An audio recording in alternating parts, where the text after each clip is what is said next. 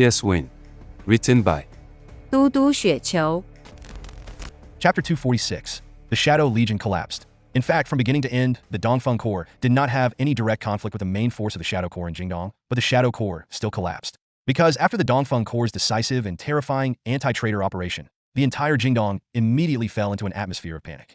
Those who stood on the side of the Myanmar army and had no connection with the Shadow Corps from beginning to end are fine, because the North and South Shan State Alliance Army has already sent clear signals that they will not hold those who only have issues of stance accountable. However, if anyone had any contact with the Shadow Legion in the early stages, then they would be in real trouble. They didn't know whether they would be targeted or not, because the coalition forces did not give a clear standard for execution. Of course, this was actually a trick of Chen Chen. When selecting the 11 targets for extermination in the early stage, he did not strictly follow the closeness of their connection with the Shadow Legion as the judgment standard, but mixed high, medium, and low among high, medium, and low contacts according to the severity of the crime. Some of the officers killed by the KH 179 did not have strong ties to the Shadow Regiment, and their deaths were attributed to the 756th Brigade as a normal loss in a state of war. At the same time, among the 3 business owners who had relatively close ties with the Shadow Legion, one of them committed a relatively minor crime. He just had some blood on his hands in the process of competing for customers. In Pubei, this was really not a big deal. However, these 2 representative groups of people died, which caused the relevant personnel in Jingdong City to panic. They have no idea of the pattern, so they can only guess. But how can the guessing be accurate? When one person says it is so, everyone thinks it makes sense, and just when they feel relieved and think it has nothing to do with them, another person pops up and says it is so. The heart that had just been put at ease was hung up again, one after another, and finally fell into a vicious cycle, and even evolved into a large-scale mental illness and group hysteria like Baidu medical treatment. According to the intelligence sent back by Bao Qi and his team, the entire Jingdong's upper class has been completely messed up. Now the topic they discuss most is not where to get money, but how to survive from the coalition forces. The second most discussed topic was whether it was possible to find the members of the Shadow Legion and make them take responsibility for their own mistakes. For a time, the order above and below the ground in Jingdong was in turmoil. Under the pressure of the war, the already extremely unstable social structure became even more turbulent and fragile. 2 days after the Dongfeng Corps' large-scale decapitation operation ended, bloody conflicts within Jingdong became increasingly frequent, even forcing the Jingdong defenders to increase the martial law management again and again. Originally, even if an attack occurred, the military only required martial law after 6 p.m. After this attack, the activity time was directly compressed to only 4 hours from 11 a.m. to 3 p.m. The Border Defense Brigade directly cooperates with the police battalion to patrol the streets, and anyone who fails to comply with the martial law rules will be killed without mercy. This is not a joke. In fact, the police camp really killed a lot of people. The Iron Fist quickly restored order in the city, but it was too late. The tougher they are, the more they appear to value the coalition. Obviously, the more importance they attached, the smaller their chances of winning. Surrenderists began to appear in Jingdong City. Some business people tried to find connections everywhere and united to express their desire to negotiate. Some people knew that it was meaningless to push the Burmese side, so they simply secretly passed the phone number to He Bangxiong. They were even willing to give up half of their property, hoping that He Bangxiong could take them out. However, He Bangxiong responded to such a request with one sentence. As long as the Shadow Corps is not destroyed, the coalition forces are unwilling to accept any negotiations. Of course, this trick was also taught by Chen Chen. In He Bangxiong's opinion, since some people are willing to defect, wouldn't it be best to quickly take them over, strengthen one's own strength, and weaken the enemy's strength? But in fact, he only saw the first layer. The most important thing is that if these people stay in Jingdong, they will mess up Jingdong and infect everyone else like a virus. Because in their hearts, an ideological stamp has been left. That is, it's not that the coalition forces don't want us, but because of the existence of the Shadow Corps and the forces behind the Shadow Corps, they don't dare to want us. What do you call this? This is called shifting contradictions. The conflict between the Myanmar army and the coalition forces suddenly turned into a fight between brothers. Fighting is acceptable, and talking after fighting is even more reasonable. They have fought and talked so many times before, and in the end, weren't they all resolved peacefully? When have we ever fought a war of this magnitude? And when have we ever left no room for maneuver to this extent? Who was behind this? Without a doubt, the Shadow Army. A consensus was thus established, and as a result, with the coalition forces intentionally spreading the news, the reputation of the Shadow Corps dropped to its lowest point, even to the point where the military, which had originally had close relations with them, could no longer suppress it and was forced to give the cold shoulder. The IMET program, which had not even officially started and was only in the trial stage, was terminated, the Operational Command Authority, or the Staff Authority, was taken back, and even the Shadow Corps' building, which was already empty, was symbolically sealed off again. The situation can be said to be very good, and in this very good situation, Chen Chen released his last trump card. He used the coalition forces to disclose certain abridged truths, exposing the crimes of the Shadow Corps in corrupting Burmese officers and interfering in the political situation in Pubei in the name of a mercenary group. In particular, the Banglong conflict that had attracted much attention before was also said to be the Shadow Army interfering in the Kokong issue and brazenly supporting Bai Sucheng and his coup forces to seize power, which eventually led to retaliation from the Allied forces. That's right, Peng Diren personally came out to support the platform. He was worried that he had no place to put the blame. After all, in the eyes of many people, Bai Sucheng was one of their own. Although the Allied forces won the internal fight against him, it was not so glorious. And now, I just felt sleepy and the pillow was placed under my head. It really couldn't be more comfortable than this. Once this explosive news was made public, the Shadow Legion was in a dead end. They probably wanted to be chess players, but ended up being pawns in everyone's minds. Everyone is considering how much force should be used to eliminate this army, so as to at least avoid losses in the subsequent peace negotiations. The result of this measurement is that if everyone wants to kill the Shadow Legion, then no one in Jingdong will lose. At this point, the first wave of real betrayal finally appeared. The manifestation of this was that the Dongfeng Corps obtained the exact information about the Shadow Corps' hiding place for the first time. Menka, in the command room of the Dongfeng Corps villa, Chen Chen posted a thick stack of photos on the whiteboard and introduced. The intelligence we obtained this time was quite detailed. Not only did we have photos and maps, we even had surveillance reports on the enemy's movements and speculation on possible evacuation routes. It can be said that the work we did in the early stage was quite effective. No matter what the current attitude of the Myanmar government towards the Shadow Corps is, at least for now, they have lost the support of the people.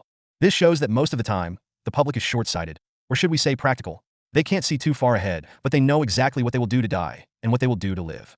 As I said before, Jingdong is too far from the United States and too close to Menka. The series of plans that the Shadow Corps tried to implement with Jingdong have undoubtedly failed miserably. In the coming period, they are likely to be quickly abandoned by the Myanmar side. But giving up does not mean hostility. The Burmese army will not assist us in dealing with the Shadow army.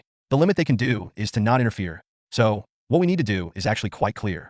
We need to find them, capture them, and kill them all before they leave Pubay. Now, we already have a mass base. Even though it is a negative factor, it is better to have it than not to have it. It's already very easy to find them. The only thing left is how to defeat them.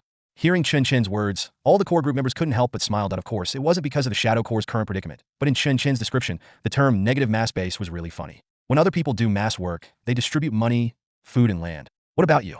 Good man, they first killed a group of people, and then told the others that if they didn't cooperate, they would kill them all together. Isn't this a negative mass base? That is, in Pubay. If it were somewhere else, it would at least be singled out by some peace-loving organizations without borders as a negative example for criticism. However, having said that, everyone had to admit that Chen Chen's combination of punches was really fucking useful. What seemed to them to be an unsolvable problem has now been turned into such a simple situation. From any angle, you have to admit it. What's wrong? The torn of people's war can only be about sharing the same beliefs and being comrades? Not necessarily. It also includes having a common enemy. Otherwise, how can we say uniting all forces that can be united? Wow, it turns out that in the final analysis, the team leader is still using the same tricks from the north. Shirdakai looked at the photos on the whiteboard thoughtfully. He had some new insights into how to develop a business strategy. But of course, we still need to focus on the problem at hand. So, he carefully read the photos and information, then raised his hand and said, according to the current intelligence, the Shadow Corps' hiding places are very scattered, with only 2 or even 1 person in one place. The intelligence mentioned 20 people in total, but they were divided into 15 locations. This was a huge difficulty for us. We can't launch attacks on so many targets at the same time, and if we alert them, they may retreat into deeper hiding. In that case, our battle line will be dragged out for a long time, which does not meet our usual standards of short, flat, and fast. So, I was thinking, do we have to find a way to get them together? At least, we need to get most of them together. Only in this way can our actions have basic feasibility. Not good. As soon as Shirdakai finished speaking, Chung Lei, who was sitting next to him, raised his hand to refute. Gathering together is indeed conducive to annihilating them all at once, but we have to think about one thing. When they are dispersed, everything can be attributed to accidents. But if they are concentrated together, the Burmese army will have no way to explain to the MPRI and the Americans. So, I think if the other side moves towards centralization, it must mean that they have reached an agreement with the Myanmar side and obtained their protection. This situation is more troublesome than if they were scattered. We can still fight when they are scattered, but if they are concentrated and retreat into the barracks, what can we do? This is indeed a problem. Shirdakai nodded in agreement and was unable to offer any further opinions for a while. A thought flashed through his mind. Are all the people from the north like this? You are just a helicopter pilot. How can you understand such subtle tactics and macro situations so clearly? Or is this your basic requirement? There was doubt and admiration in his eyes, but what he didn't know was that the reason why Chung Lei could speak out and see the key to the problem was actually because of the discussion in tactic seminars again and again. This thing may seem useless at ordinary times, but once the junior officers and fighters learn to think in this way, the combined effect will be quite amazing. This is actually the reason why Chen Chen encouraged his team members to participate in tactical discussions. After Shirdakai fell silent, Go followed suit and put forward his own opinion. This time he mentioned a very critical issue. It is so important that no one else would have thought of it. He said, the Shadow Corps cannot continue to remain dispersed and hidden. The Burmese army is under too much pressure. Believe me, they will definitely send the Shadow Corps away. Moreover, they will definitely send the Shadow Army away in the shortest possible time by applying pressure. Because they cannot afford the consequences of the Shadow Corps continuing to stay in Jingdong. I don't mean the tactical or strategic consequences, but the political consequences. It was an epiphany, or even a wake-up call. At this moment, everyone realized a key problem. Everyone thinks the Burmese army is too strong. This is the Burmese Army's Border Defense Brigade, the Border Defense Brigade that was sent to Kingtung and is on the front line. They are not the traditional battle-hardened troops guarding the border. They are the real cannon fodder. What kind of strategic and tactical ideas can such a force have? Victory in politics or stability is more important than victory on the battlefield. Therefore, the situation described by Go is the most likely scenario. In the final analysis, it was Chen Chen and Chen Lei's group whose understanding of the Burmese army was not up to the localization level. Chen Chen looked at Go approvingly and praised him. Very good. What you said is the key, very key. Then our plan of action is clear. Keep an eye on them. As soon as they reunite, kill them all in one go. As I said, strategy can be rough, but tactics must be detailed, and must be extremely detailed.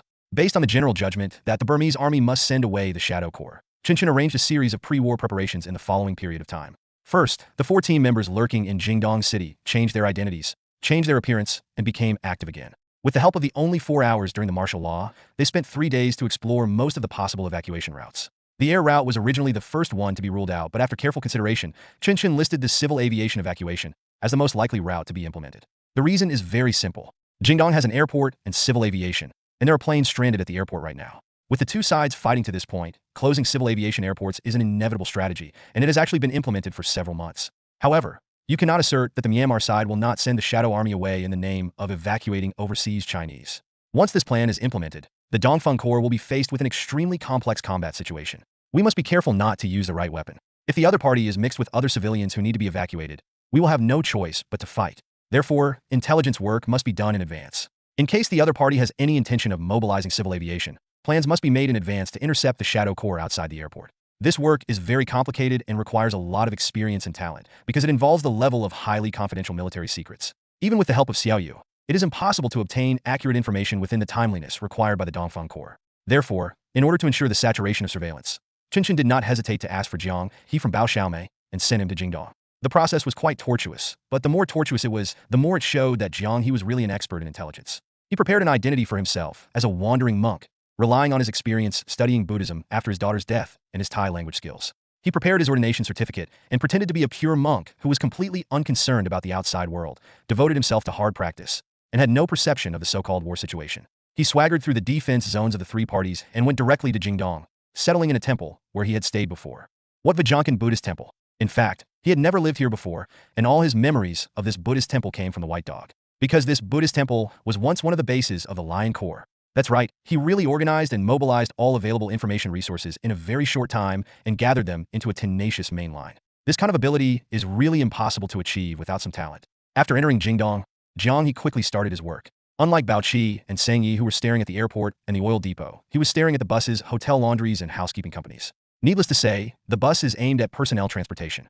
The hotel laundry room was used to locate the stranded crew members. There were only a few slightly high-end hotels in Jingdong, and he found the crew members' accommodation with almost no effort. He then bribed the laundry staff to notify him whenever he saw any uniforms being sent for laundry. The reason is simple. Before the crew gets on the plane, their uniforms must be washed and ironed.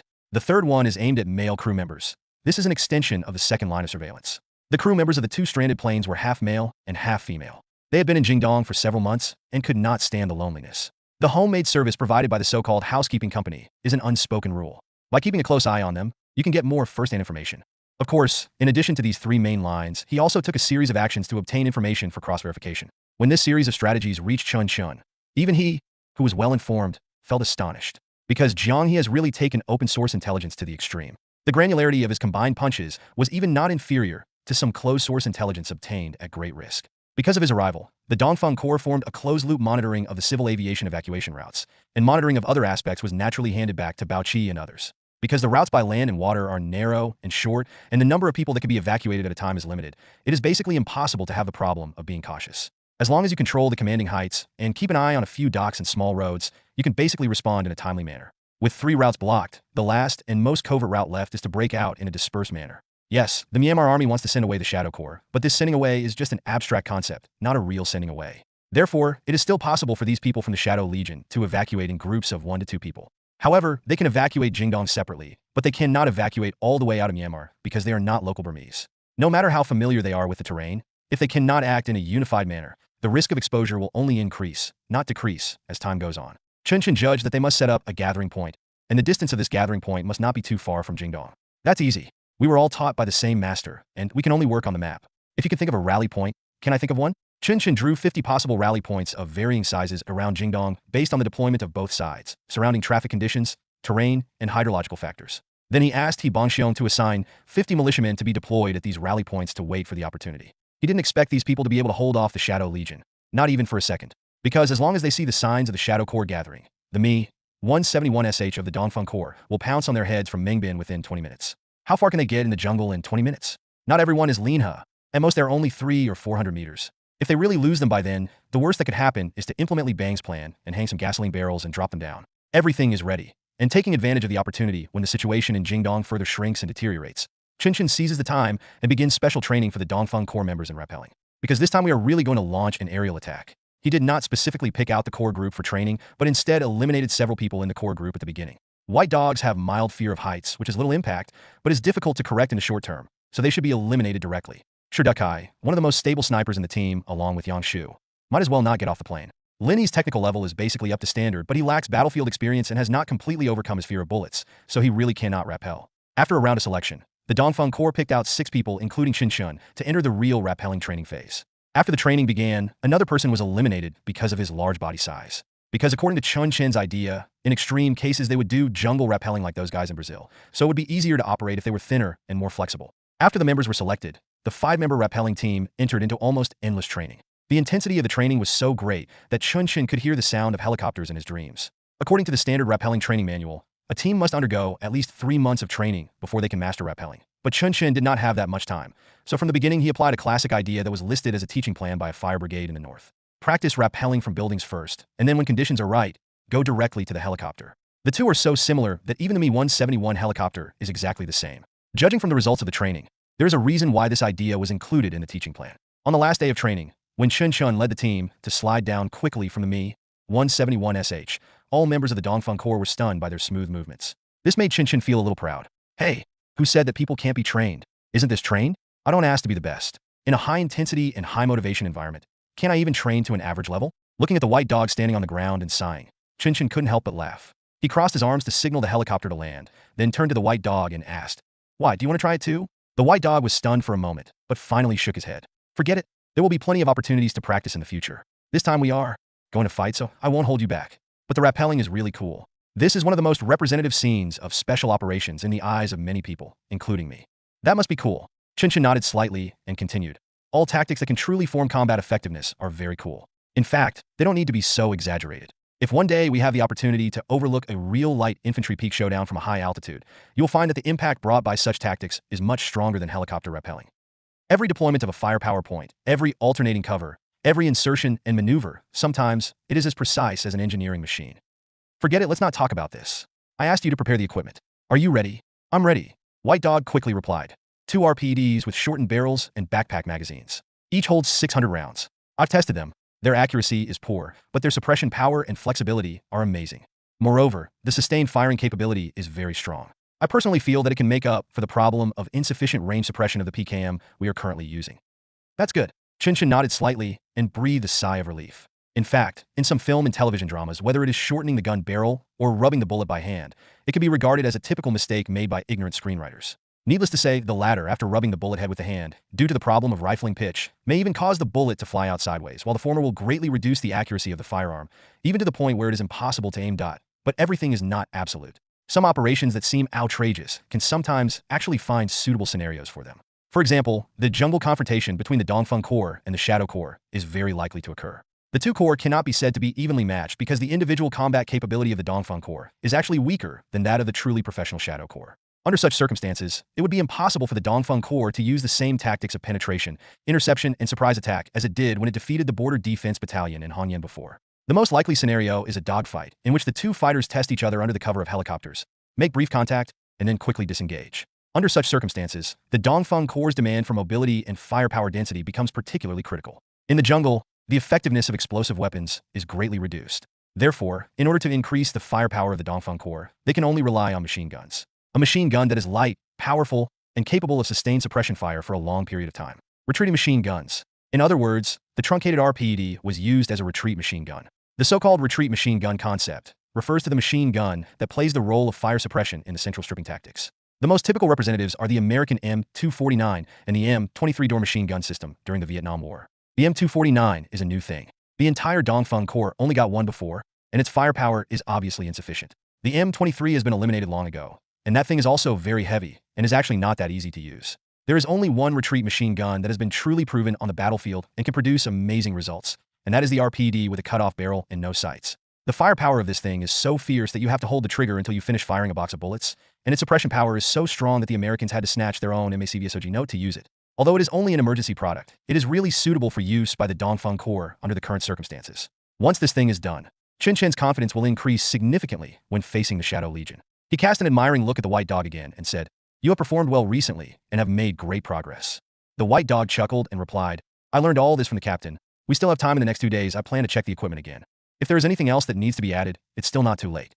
Can. Chen Chen nodded slightly and said, "Go ahead. If we can defeat the Shadow Army this time, we can really take a break for a while." At the same time, in Jingdong City, in a modest little house, Connor had packed up all his personal gear. 2 days later, he will withdraw from Qingtung and Myanmar in accordance with the joint request of Myanmar and MPRI. Without a doubt, this was one of the worst defeats of his career. But looking back on the whole process, he felt that it was not unfair for him to lose to that team. "I'm not the only one who lost. Eisenhower also lost. What should I be ashamed of? Anyway, since I am asked to withdraw, I will withdraw." However, the retreat process was destined to be impossible. Those people will not let their team go.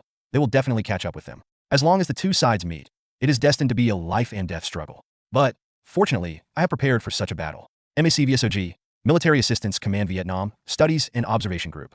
Chen Chen didn't know when the Shadow Corps would withdraw from Jingdong. But as Jingdong's anti-foreign interference sentiment intensified, he keenly judged that the Burmese army would soon be unable to hold on. This also means that the Dongfeng Corps' preparations must be accelerated. In addition to the truncated version of RPD obtained by Go, Chen Chen also used the identity of Huamei Company to order a batch of C5 rockets from Mang Xin, but because this thing was too difficult to obtain, there was no way to get it in time. This is a small oversight. After all, as an armed helicopter, ensuring the supply of ammunition should be the most basic requirement. But the problem is no one could have predicted that Chen Chen and the others would fight so quickly. The helicopter has only arrived for a short time, but it has already participated in 2 operations and destroyed more than a dozen armored units. The efficiency of the use of this equipment can be described as what you see is what you use.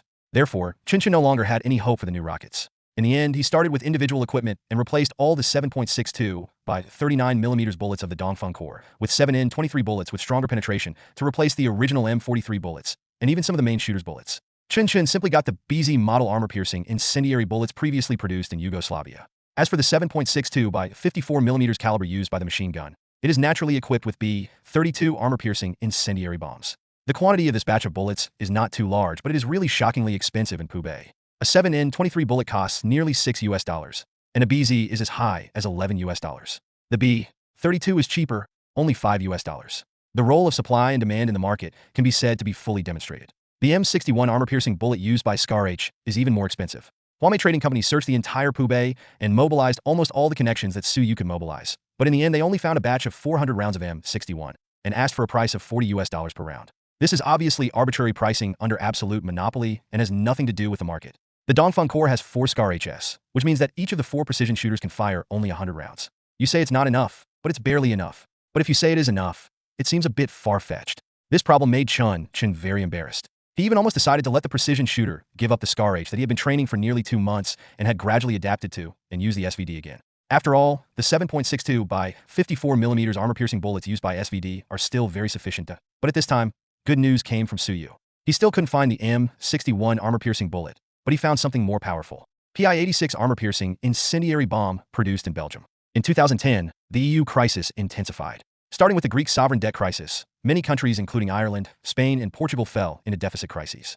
Once the crisis is triggered, it will inevitably develop in an uncontrollable direction. The chaos in Europe's social and economic order will eventually lead to the countries in disaster, losing control over the most basic things. The most typical example is that the arms trade of these countries has begun to get out of control. The phenomenon of reselling materials is becoming more and more common, and even arms that have just been stored will be sold the next day. This batch of PI-86 armor-piercing shells flowed out from Greece and eventually spread to all parts of the world. The Dongfeng Corps got a bargain. Although the price is very high, the lethality of this thing is definitely not comparable to the ordinary 7.62 by 51mm NATO bullet. Not only can the SCAR-H be used, but there are a full 12,000 rounds of ammunition. Even the Dongfeng Corps' M240 can be replaced with new bullets. This also means that the level 4 bulletproof vests that the Shadow Corps must be equipped with have lost their meaning in front of the Dongfeng Corps. At least, they have become much more vulnerable.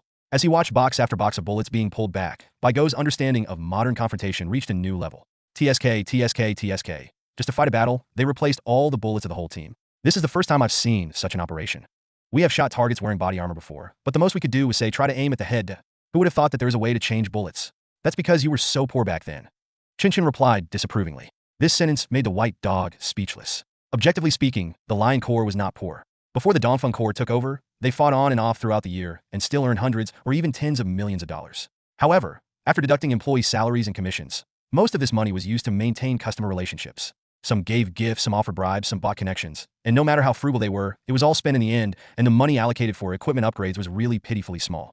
The Lion Corps at that time could never have imagined that, as mercenaries and cooperating with warlords, there was more than one way out except being dogs. Like the Dongfeng Corps, what gift should they give? Are fuel air bombs necessary? As long as the value is achieved, some value bought with cash is not so necessary. But in the final analysis, the Lion Corps' concept is still because their thinking is too conservative and cannot keep up with the changes of the times. They don't know the importance of equipment, and their understanding of combat effectiveness is still at the level of personal soldier king.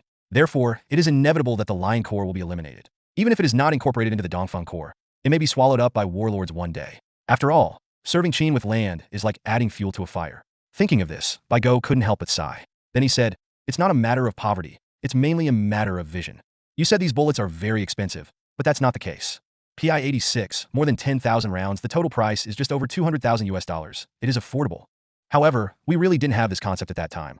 But fortunately, we have learned it now. Oh, by the way, Commander, I told you to check the equipment. These past 2 days, I found that our individual equipment is too heavy. If we fight in the jungle, it will be difficult to ensure continuous mobility. Look, do you want to lose some weight? Yes. Chen Chen nodded slightly and replied. You don't need to bring too many explosives or projectiles. Each person only needs to carry one offensive grenade and one defensive grenade. Smoke bombs are only allowed to be carried by grenadiers. There is no need to carry stun grenades. The Shadow Corps will definitely not use them. All secondary weapons will be removed. Machine gunners will only carry machine guns. Riflemen will only carry rifles. And precision marksmen will only carry scars. There's no need for a pistol. Don't bring one. Also, don't bring any unnecessary supplies. We have helicopters that can directly carry out supply airdrops. Everyone should pack as lightly as possible and maintain mobility as much as possible while ensuring protection. Clear.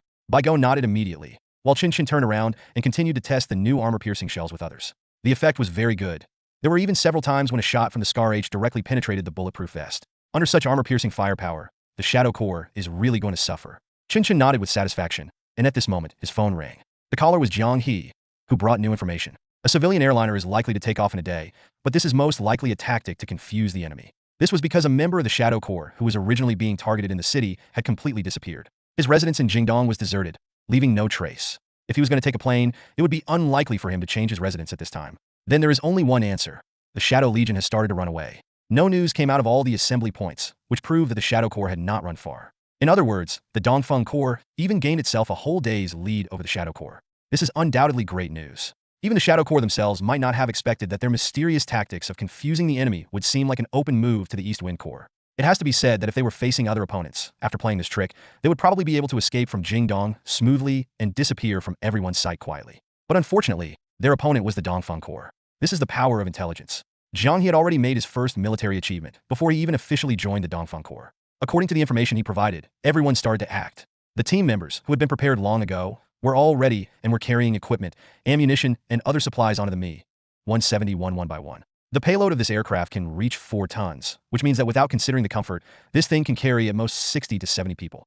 Of course, that is the Indian Rafa. But no matter what, it is very simple to carry more than 20 people at a time and a small amount of equipment and supplies, and the space inside the cabin is still quite spacious. After all the fighters were on board, the Mi-171 flew directly to Mengbin and landed in the town of Dongta under the control of Mengbin. This is a small mining town in the mountains, and its concealment, security, and convenience for subsequent attacks are all guaranteed. He Bangxiong personally rushed to Dongta town to welcome the large force of the Dongfeng Corps and arrange fuel and logistical supplies for the Dongfeng Corps here. At this time, there were still at least 12 hours before the Shadow Corps officially began to evacuate Jingdong. At least 12 hours was said because they might be able to evacuate after the civilian airliner took off, but not before it took off. There was plenty of time, but Chen Chen hadn't made any plans. He just asked for sufficient security forces to remain, and then everyone had to sleep in bed regardless of whether they could sleep or not. Because it is very likely that they will not have the chance to rest properly for several days. The mercenaries obviously knew this, so everyone started to sleep. He Bangxiong was a little confused by this scene, but he could understand it. So, they slept and ate and slept, and after exercising twice to keep in shape, in the 8th hour, the Myanmar military in Jingdong announced that a civil aviation flight would take off and leave. This news caused an uproar. People took to the streets to demand the lifting of martial law. A large number of police soldiers were transferred to the airport to maintain order and prevent attacks, so that the management of entry and exit of the city was relaxed. Many people, including Bao Qi and others, took the opportunity to evacuate Jingdong. Chen Chen had missed one point, which was that in order to cover the Shadow Army, the plane didn't necessarily have to take off. It just had to make everyone think it was going to take off. But fortunately, there is still time. According to his estimation, after leaving Jingdong, it would take at least 2 hours for the Shadow Corps to reach the nearest assembly point. These 2 hours were enough for the helicopter to complete its preparations before takeoff. In fact, it only took the release mechanic 5 minutes, because his inspection standard was not no accidents, but can fly back. In this way, all the team members sat in the cabin, waiting for the final takeoff order. Chen Chen is sitting closest to the cabin door, and will be the first to exit the cabin and rappel. Next to him was Li Bang, the only member of the core group selected to participate in the rappelling. Looking at Li Bang's nonchalant expression, and then at the vague nervousness on the faces of the other team members who were about to participate in the rappelling, Chen Chen couldn't help but ask, "Why? You're not nervous at all?" The engine had already begun to warm up, and his voice was a little muffled amid the noise of the propeller. But Li Bang saw through his lip shape and simply shook his head and replied, "Not nervous. Why aren't you nervous?" "Because I'm not afraid." "Then why aren't you afraid?" Having said this, Chen Chen suddenly had a strong sense of déjà vu. He almost thought that Li Bang was going to reply, "I'm not afraid. That's why I'm not afraid." But fortunately, in the end, the other party just said, "Because it's simple." Okay. In fact, Chen Chen knew that rappelling was definitely not an easy thing for Li Bang. He had to practice the movements that others practice once, twice, or 3 times. In some ways, he is indeed much dumber than others. But at the same time, he is indeed more able to endure hardships and more energetic than others. In particular, the Devil's Month, which he had participated in for the first time, had already laid an anchor in his heart, making him naturally believe that everything in this world can be learned through practice. If you haven't learned it, then you haven't practiced it enough. So, with this mentality, he can work hard for something without hesitation, and such efforts will eventually accumulate and form a huge breakthrough. This manifests itself in the form of his getting started being slower than most people, but once he becomes proficient, he will be more proficient than most people. Maybe this is also a kind of talent? Chen Chen didn't ask any more questions, and at this moment, He Bongxiong ran to the helicopter and passed him the information of finding the target. The location is on the east side of Jingdong, near Wankaishan number 4 assembly point. The distance is 50 kilometers, and the flying time only takes 10 minutes. Chen Chen gestured to indicate that he understood, and then he gave an order, and the helicopter took off and headed due east. Shadow Corps, East Wind Corps. The collision between these two professional teams is about to begin. Since the Shadow Corps chose assembly point number 4, Chen Chen could basically guess their intentions.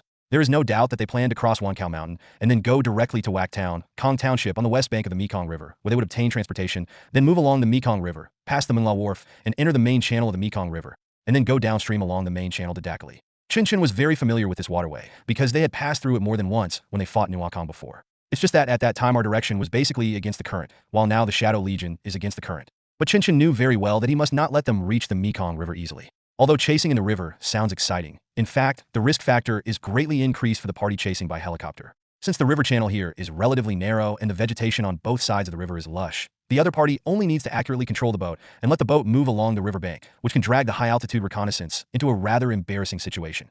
If you want to find someone, you have to lower your altitude and get closer.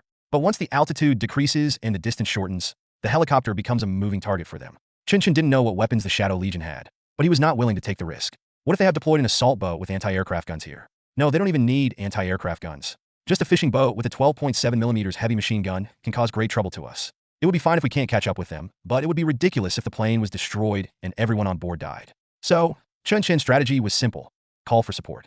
Bao Qi and his 4 companions had already left Jingdong at this time. They arrived in Munka half an hour ago, and the 4 of them could just drive the Jianglong assault boat over there.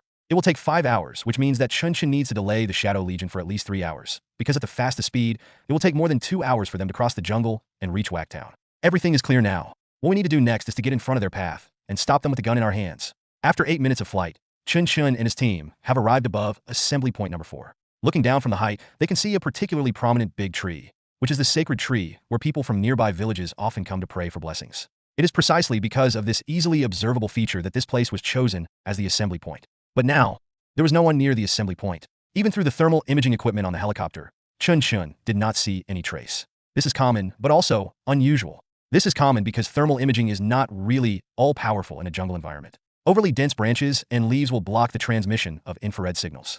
In many cases, even if a helicopter flies overhead, as long as it is properly concealed, it will not be able to detect the heat source. But the problem is that the Shadow Legion has clearly completed its assembly and started squad maneuvers, so their heat signature should be quite obvious. Even if we can't locate it accurately, it should not be difficult to find 1 or 2 heat sources. How could it be possible that we can't find anything like now? They can also have anti-infrared camouflage? Chen Chen couldn't help but frowned. In fact, anti-infrared, or to be more precise, anti-thermal imaging camouflage is not as magical as many people think. The more advanced ones include nickel-plated metal fabrics, and the simpler ones are just to cover the whole body with mud. But the latter is obviously not what the other party would do, so it is obvious that the Shadow Corps has specially prepared corresponding anti-infrared equipment. This means that they know very well who their real enemy is, and they also know that they will definitely be intercepted. They did not rely on any fluke mentality, which is indeed the quality that a professional team should possess. It seems that this jungle war will become quite difficult to fight. Seeing that aerial reconnaissance was no longer likely to yield results, Chen Chen made a prompt decision and rappelled directly on the connecting line with Whack Town, 1 kilometer east of the number 4 assembly point. He was not afraid of the Shadow Corps launching an attack at this time, because if they could hit him, the Mi-171 SH's side door machine gun could also hit them. Everyone is equal in front of 12.7mm caliber bullets, and they should never be able to do things like betting on who has a longer life. And sure enough, everything went smoothly. The helicopter dropped 5 ropes, and the 5 people reached the ground almost at the same time. Then, Chen Chen immediately gave the order. Establish a defense line on the spot, and the Firebird will hover and deliver to landing point number 4. Once the delivery is completed, take off again immediately. The airdrop team, led by Lin He, will reach the rappelling point within 15 minutes and join us. Got it? Chung Lei's calm and even relaxed voice came from the headset. Chen Chen did not say much, but immediately used the recon telescope he carried with him, turned on the thermal imaging mode, and searched all the surrounding areas. The vision on the ground is better than that in the air, but this time he still did not find any trace of any moving targets. The situation is a bit bad. The strategy used by the other party is exactly the same as the one I chose before. It does not require any external aid or any unnecessary manpower. It just goes into the jungle. How can you find me? There are many jungles in northern Myanmar, and as long as they're determined to hide in them, it will be difficult to find them. Not to mention that they also have anti-infrared means. And the most important thing is that this time they're not like the Dongfeng Corps last time, with a burden like Ga Yaozi. They're all elites, all combatants. In this case, if other teams come to chase them, the mission may be declared a failure. But fortunately, both by Go and Lin He have rich experience in jungle tracking. There is still room for fighting. Chen Chen waited patiently. After the helicopter successfully landed at the landing point a few hundred meters away, Chen Chen immediately ordered to assemble. Both sides have limited manpower, and in order to ensure reconnaissance capabilities during jungle maneuvers, they must stay together as much as possible. Groups 2, 3, and 4 immediately moved towards me. We were very close to the enemy and moved forward in a rapid Z-shaped search pattern. The reconnaissance teams advance in echelons, with each team maintaining a distance of more than 100 meters between them. Take cover, don't boom. Bang, bang, bang, bang. There was a sound of explosion in the earphones, followed by a burst of gunfire. Chen Chen was interrupted before he could finish his words, and then Chung Lei's voice rang out. A small group of enemies was spotted, ambushing near the landing point. There was an RPG, but it didn't hit me. We are currently carrying out fire suppression, but the effect is not good. We need reinforcements. Fuck. Chen Chen couldn't help but curse in his heart. As expected, they were taught by the same master, and their ideas are almost exactly the same. Chen Chen's intention was to perform an airdrop at a long distance and cut off the opponent's route. But the opponent was not stupid either. They advanced quickly and ambushed near the most likely airdrop point, catching the opponent off guard. Someone is injured. Someone is injured. Suppress. Suppress with fire. Where's the RPD? RPD. Leave the landing site and enter the jungle. Retreat. Central law retreat. Don't worry about the body. He can't be saved. Chaotic calls continued to ring out, and even though he was hundreds of meters away, Chen Chen could feel the intensity of this sudden attack. At least 2 people have been killed, and the cover provided by their own helicopter seems somewhat weak. There is no way. There are too many obstacles and shelters in the jungle. Even if the 2 machine guns on the hatch and tail door fire at the same time, the suppression force that can be exerted is extremely limited. But fortunately, limited is better than nothing. In 30 seconds, the 2 machine guns fired nearly 1,000 rounds of bullets, instantly pushing back the enemies in the semi-arc area and buying time for the airdrop team to retreat. Chen Chen had already begun leading the team to the landing point, and at this time, Chung Lei's voice sounded again. The airdrop team is retreating to the assembly point. Sink the ship and organize a rescue. Do not move forward. I see a heat source in the forest. There may be enemies around. Clear. Chen Chen took 2 deep breaths, cleared away the slightly messy thoughts in his mind, and sorted out his thoughts again. Then he opened his mouth and gave the order. According to the Central Stripping Tactical Evacuation, the airdrop team will leave the landing point as soon as possible and head to the north side to rendezvous at the original number 5 assembly point. The wounded remain where they are. Firebird, cover the wounded and cut off the enemy's pursuit route. White Dog, lead the team forward quickly, break away from contact, and don't let them catch you. Lin He, abandon your heavy equipment, take the tracer bullets, and go forward alone to bite them. Clear. Understood. The Firebird has hit 3 people, and the enemy has fallen to the ground. Everyone answered immediately, and Chen Chen also began to turn and move at full speed towards assembly point number 5. The situation was extremely critical. Chen Chen really could not have imagined that the other side would adopt such a crazy and radical strategy to launch a surprise attack on them. They really fought hard against the heavy firepower of the helicopter, and they almost succeeded. This is because they did not have enough rocket launchers. If everyone had one, the Mi-171 airdrop might have turned into a hippopotamus crash. As the helicopter rose in altitude, the suppressing force returned to the Dongfeng Corps.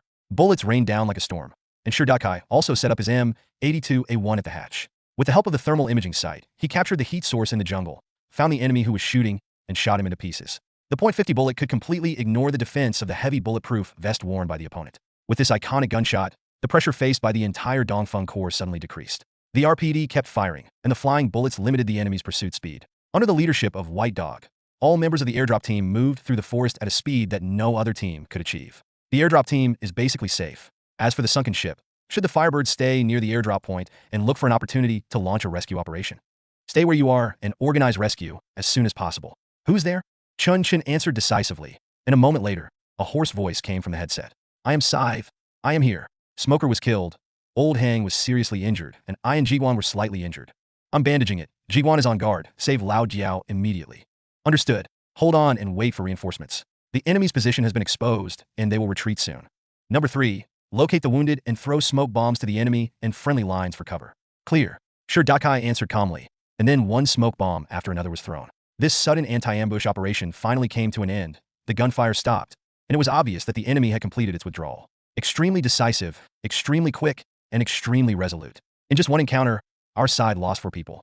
Thanks to Cheng Lei's superb skills. Although the enemy failed to destroy the helicopter directly, they succeeded in delaying it. This is a powerful enemy. Although the enemy also paid the price of at least 4 deaths, they used these 4 lives in exchange for an opportunity to annihilate the Dongfeng Corps. Such decisiveness could not be possessed by the original Shadow Corps. Their individual soldiers were indeed not weak, but they definitely could not have the ability to accurately capture opportunities on the battlefield. The commander who led the Burmese army's armored assault was from the Shadow Corps. It's confirmed, because the styles of these 2 battles are almost exactly the same. Chen Chen let out a long sigh and led the 5 people on his side to quickly advance towards the assembly point. Without the cover of helicopters, the firepower intensity of the Dongfeng Corps dropped by 1 level. Fortunately, after the first exploratory attack, the enemy, which had paid the same heavy price, also had to take time to reorganize its formation, which gave the Dongfeng Corps an opportunity. 20 minutes later, all team members gathered near assembly point number 5. The defense line was immediately established, and the reconnaissance team advanced 300 meters to keep alert in 4 directions. At the same time, the helicopter that had completed the search around the landing point also found a new landing point. After waiting for a few minutes, the slightly injured Sickle and Jiguan dragged the old man, whose thigh was pierced and who was seriously bleeding, onto the helicopter. Afterwards, Sher Dakai assisted the mechanic in performing emergency hemostasis treatment on the seriously injured. The mechanic used almost the same method as Chen Chen, but it was more brutal. The condition of the wounded is basically stable, and immediate evacuation is impossible, so the helicopter must continue to perform battlefield support missions. The battlefield was reshuffled, and the Shadow Legion paid the price for their risky plan. Their position was completely exposed, and the evacuation direction was also locked. Chen Chen was completely certain that Whacktown was also a smokescreen, and they had to go directly south. Intelligence continued to come in from Lin He, and the advantage the other side had built up with the help of anti-infrared equipment was gone. Now, the Dongfeng Corps is only 800 meters away from the main force of the Shadow Corps, and the pursuit time is only 40 minutes behind. Moreover, Lin He has already bidden them. He was constantly directing the direction of the helicopter, while Chen Chen also began to chase in the direction of the Shadow Legion's escape. At this time, in the dense forest, Connor was leading the team forward at full speed. He knew that there could be no enemies in front of him, so he simply abandoned the reconnaissance formation and advanced quickly in a column that was most conducive to increasing speed. The atmosphere of the entire team was a bit weird. They were not happy about the sacrifice of their comrades, but the fact that it was very likely that they had escaped the pursuers made them extremely relieved. His adjutant, the former leader of the Shadow Corps, kept complaining in his ear, but Connor did not try to stop him. Damn, that rocket launch was really just a little bit short. If I had known, I would have brought a few more rockets. I told you not to sacrifice everything for mobility. That pilot is definitely a veteran. He spotted me first. He locked onto all possible launch positions when he landed. Where did he come from? It looks like he gets hit by rockets every fucking day. He's got a lot of experience. Damn it. I could have wiped them all out. Stop talking nonsense. Connor finally couldn't help interrupting him, and then continued. The purpose of this assault was not to annihilate them completely. Do you think the enemy is Pooh Bay and other rookies who just got a helicopter and don't even know how to maneuver? They are from the north. Their army aviation can beat the Russian dough to the ground with their dolphins. Have you not seen their exercises? Have you not seen the peace mission in 2009? Don't complain. It's already good that we've beaten them like this. At least now, we've dealt with them. But why don't we just go? How could they catch up to us? The adjutant asked in confusion, and Connor replied in a frustrated tone. I told you that you need to understand your enemy. Their helicopters can fly over our heads accurately. Doesn't that prove the point? They knew our plan, and we must have given them the wrong signal. We have to disrupt their rhythm. At least now, they don't have the ability to intercept them by helicopter. Connor finished speaking, and the adjutant stopped arguing. But as the voices faded, Connor suddenly felt something was wrong. The sound of the helicopter was a little too close. Can they still find themselves? It shouldn't be. The treetops here are very dense, and we have anti-infrared camouflage clothing. Theoretically, there is no technology in the world that can detect us from high altitude in this situation. Wait, what if it wasn't high in the air? Connor's eyes suddenly widened, but it was too late. A series of gunshots rang out, and tracer bullets rose from the ground and flew into the air. Then, the tracer bullet flames, like snakes of death, bit towards the direction of the Shadow Legion. Connor was stunned for a few seconds. He subconsciously commanded everyone to hide, but forgot that tracer bullets were only used to indicate direction. The sound of the helicopter suddenly became louder, and then bullets fell from the sky like a hail. Following the path of the tracer bullet, the 12.7mm caliber bullet swept past. Blood and flesh flew everywhere, and Connor's eyes were bloodshot. Damn, how is this possible? I clearly set up a trap and left an observation post. A bullet pierced through the small tree trunk in front of Connor and then hit him hard. At this moment, he suddenly felt a little aggrieved. My tactics are so sophisticated and advanced. However, my enemy doesn't listen to reason at all. How on earth did you catch up with me? How dare you catch up? It was too late to say anything. Connor coughed violently. His lungs had been punctured. One round of coverage strike completed. Unable to observe casualties. Firebird continues tracking. Sunken ship. How far are you? Chung Lei's calm voice came from the headset. Chen Chen, who was struggling to push aside the dense branches and leaves, took a breath, looked through the gap in the forest at an angle to see the smoke signal thrown by Lin He in the distance, and answered. There are about 400 meters left. Firebird continues to suppress. Roger that. Keep suppressing. But we're running low on ammunition. How much is left? The 3 machine guns have a total of about 1,000 rounds. We can't maintain sustained fire. They're going to run away. Hearing Chung Lei's words, Chen Chen couldn't help but feel a little disappointed.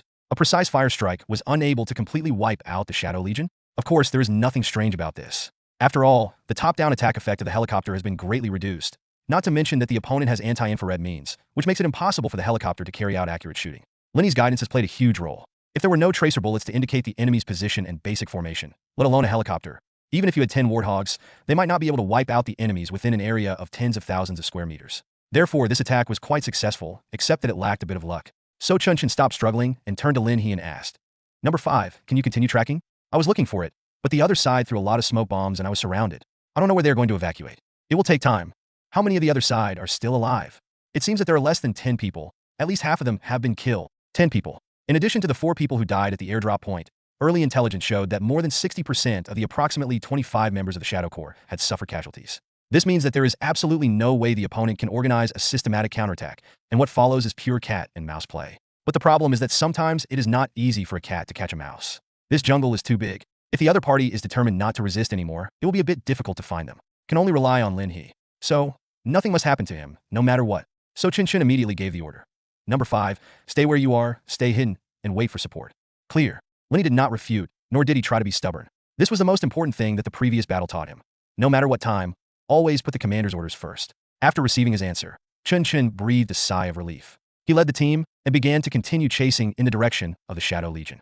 Following Lin He's continuous instructions, they cleared 3 booby traps in the woods, all of which were extremely hidden and insidious tree mines. Chen Chen had no idea how Lin He discovered these things. This was beyond his understanding. Maybe it's just an unusual scratch on a tree, a broken branch in the bush, or an upturned leaf. But no matter what, Lin He did it, and his talent has become the real chip that determines the outcome of this jungle chase. It took 15 minutes for the main force of the Dongfeng Corps to reach the airstrike site, quickly established defenses, and began to inspect the entire battlefield. There were a total of 9 bodies left here, and no injured. Of course, it is basically impossible to be injured without dying after being hit by a 12.7mm caliber machine gun. In extensive testing, 12.7mm heavy machine gun bullets can easily penetrate the entire bulletproof plate and then cause great damage to the human body behind the bulletproof vest. Although there will not be a direct penetration, the damage caused by the fragments crushed by the bulletproof plate penetrating into the body is still fatal. Chen Chen checked all the bodies.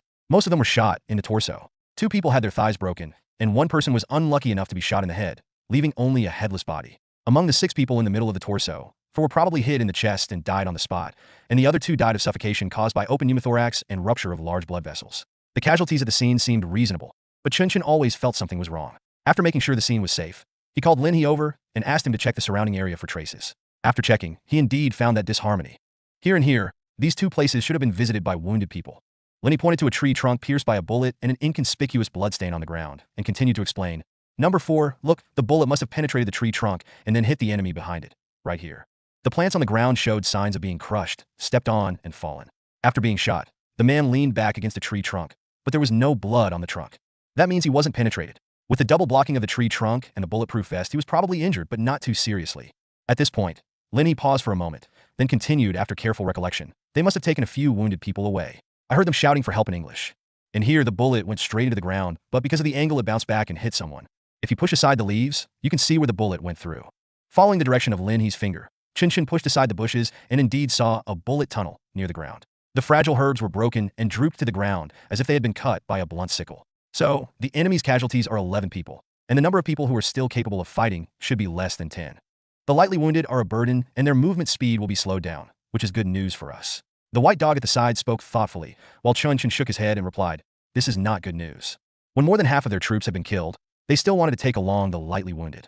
This was definitely not because of their humanitarian spirit or comradeship. There are only two possibilities. Either they have found a foolproof hiding place, or their support is about to arrive. It's even possible that both of these things happened at the same time.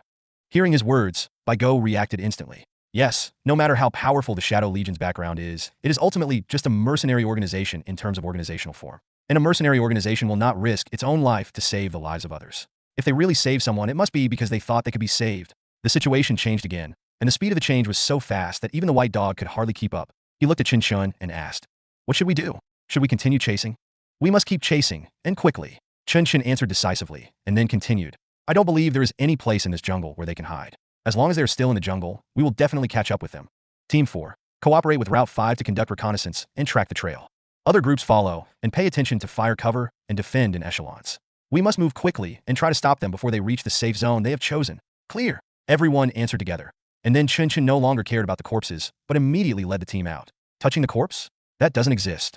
Even when he was examining the corpse just now, Chen Chen was extremely cautious and kept a considerable distance, just to avoid unnecessary casualties due to possible booby traps. To touch a corpse at a time like this is simply to think that your life is too long. Besides, the opponent's equipment is actually not that attractive to the Dongfeng Corps. Even the anti-infrared camouflage suits they were wearing had lost their meaning at this moment. After all, a mouse being chased by a cat will never have time to look back. So, under the command of Chen Chen, the Dongfeng Corps began to advance at full speed. Lin He was like a cheetah in the forest. After taking off his heavy protective gear, he regained his best instincts in the jungle. The entire team was moving at an astonishing speed. Even Cheng Lei in the air was stunned, because he could clearly see the movement trajectory of the Dongfeng Corps. In 30 minutes, the ground team had moved more than 1 kilometer. Although they only advanced 600 meters in the main direction of advance, this was because the ground team had to constantly try and error, constantly track, and constantly adjust direction. If it was really a pure jungle cross-country race, the team's speed might even exceed 2 kilometers per hour. This terrifying speed, even without considering any other factors, is enough to elevate this team to the level of king of the jungle. Because they can completely rely on their super high speed to fight guerrilla warfare with the enemy, and the deterrent power of jungle guerrilla warfare is definitely the best of all types of guerrilla warfare. Cheng Lei breathed a sigh of relief, glanced at the fuel gauge, and reported, "There are 20 minutes of effective flight time left. I need to return to refuel in 20 minutes. "Understood. 20 minutes. Chen Chen opened his mouth to answer, and at this moment, new information came from Lin He. The enemy has started to move in a straight line, and their goal is clear. All members of the Dongfeng Corps were cheered up, and the speed of pursuit increased again. Only 15 minutes later, they once again crossed the distance of 500 meters and arrived at the pursuit endpoint determined by Lin He. The traces disappear here. They drilled a hole. Chen Chen pushed aside the bushes and walked over. What appeared before him was a deep sinkhole. Looking down along the sinkhole, there was an obvious cave entrance on one side of the bottom. Chen Chen squatted down and noticed that there were very obvious marks of rope friction on the stone wall next to the sinkhole, but there was no remaining rope. The enemy used recyclable knots, either an alpine bow or a figure eight. The situation began to look a little bad. Just as Chen Chen had judged at the beginning, the enemy had really found a foolproof hiding place. Chen Chen couldn't help but frown. He could never imagine that the other party could actually pull this off. Yes, in the entire Pubei jungle, there is really no hiding place safer than a cave. As long as they got into the hole, their pursuers would have no chance of catching them. Because the caves here are not just small caves like in some scenic spots, but typical karst cave groups. You never know how big a space is hidden beneath a small entrance, and you never know where the tunnel connected to the underground water system will take you. Maybe after you spend a few hours walking through the narrow cave, you'll find yourself at the foot of another mountain several kilometers away, or even in the underground pipeline system of a city. This is the case with Polynesian Cave, Namsen Cave, and even Hang Sun Dung Cave, which has been developed into a tourist attraction. It is unknown how many caves similar to these ones there are that have not yet been discovered or officially recorded. The one in front of you is very likely one of them. What to do? The white dog came forward and asked, "Should we go down and chase him?" The situation in the cave is different from that in the jungle. If we chase him blindly, he didn't finish his words, but Chen Chen could completely understand his concerns. If CQB is the most difficult battle in the world, then there is another form of battle that is definitely above CQB, even several orders of magnitude higher than it. That is, tunnel warfare. From the War of Resistance against Japanese aggression, to the CPSU War, to the later Vietnam War, and even to the Israeli-Palestinian conflict, the side that used tunnel warfare could gain a unique advantage. Moreover, this advantage is completely unsolvable. Do you want to rush in? A machine gun deployed in the main lane can completely wipe you out, not to mention the complex side roads and complex traps. Naturally formed caves do not have so many ingenious designs, but the terrain and shelters that can be utilized are really too abundant. Or, you say I should not go in and use a bunker buster to blow it up? Yes, the Americans think the same way. But let's not talk about how large the range of the bunker buster bomb's effect can be. In the current situation, is Chen Chen going to exchange his head for a bunker buster bomb? Fire attack?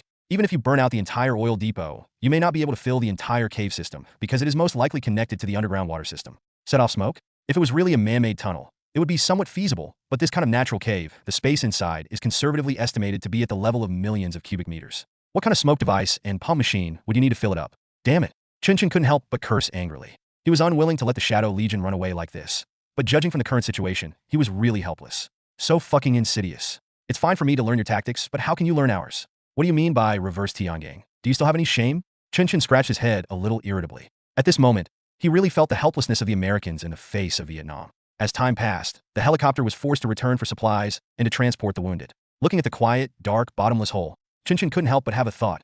It was really taught by a master, and now there is really no way to break it. In fact, before the battle began, Chen Chen had considered this situation, because he knew that with the support of the Burmese army, the enemy would be much more familiar with the terrain than his side. But even so, the strategy he anticipated was that the enemy would take advantage of the route to seize the initiative and maneuver quickly, and then reach the final evacuation point before his side. Or to go further, the enemy may use the favorable terrain in the jungle to launch an ambush on your side, drag the battle into a tangled rhythm, track down and kill your pursuit team, and solve all problems once and for all. But the only thing he didn't expect was that the enemy would actually dig a hole. This is not because he was inconsiderate, but because in his opinion, this is a policy with greater risks than benefits. Even if you know where a cave is, how can you guarantee that it is not a dead end? Even if it is not a dead end, how can you guarantee that you can successfully cross the cave without a guide after entering it?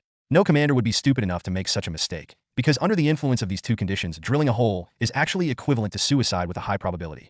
Theoretically, as long as the team defends the entrance to the cave and holds the opponent accountable, there is a very high probability that they can turn the passive situation into active one and block the opponent in the cave. However, all these risks of drilling holes are only based on the situation of equal strength. Now, knowing that the Dongfeng Corps had a powerful pursuit team, the commander of the Shadow Corps had realized that he had no way of escaping in the jungle. So, he activated the backup plan without hesitation, using the most resolute and desperate strategy to fight for that glimmer of hope. I have to say, this person is really a very powerful opponent. His judgment of the battlefield situation, his grasp of opportunities, and his ability to break through disadvantages have all reached extremely rare standards. This made Chen Chen very uncomfortable.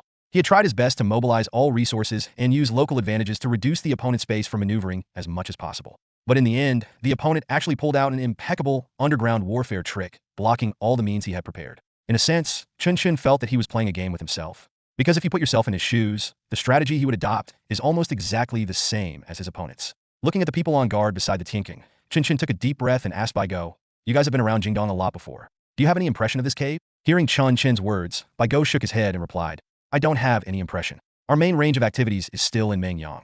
Jingdong is just a temporary base, and it is impossible for us to know every detail of the surrounding terrain. But I can guarantee one thing, this cave is definitely not that interconnected, because interconnected caves are usually built on the foundation of a very large mountain. You know the situation in Wankao Mountain. It is very close to the Mekong River and has a very rich underground water system. This will lead to an increase in the number of caves, but at the same time, it will also reduce the suitable for survival space in the caves. We drilled a lot of holes in Mengyang before. Generally speaking, the closer to the water, the smaller the depth of the cave. It is very likely that after entering the cave, there is only a short cave passage and a few small cave halls. If you want to go deeper, you must use professional diving equipment. It is impossible for those people in the Shadow Corps to have professional diving equipment. They definitely cannot evacuate through the tunnel. Personally, I think that drilling holes does not mean that they have a backup plan, but simply because they have reached the end of their rope. At times like this, we should try all possible means as quickly as possible. Whether it's a fire attack, smokescreen, or a direct assault, we have to give it a try. We don't have much time. They will definitely call for reinforcements. The longer we delay here, the more dangerous our situation will be. On the contrary, a quick victory is the most likely means of success." Hearing Bai Go's words, Chen Chen nodded in agreement. In fact, Bai Go's thinking was exactly the same as his. They both believed that a surprise attack should be launched as soon as possible. But the question was, how to do it? Chen Chen raised his question, and everyone, including Bai Go, was on alert while discussing it on the radio. A fire attack is unlikely. Judging from the entrance of the cave, it has an upward trend at the entrance. We simply cannot throw fuel into the interior of the cave.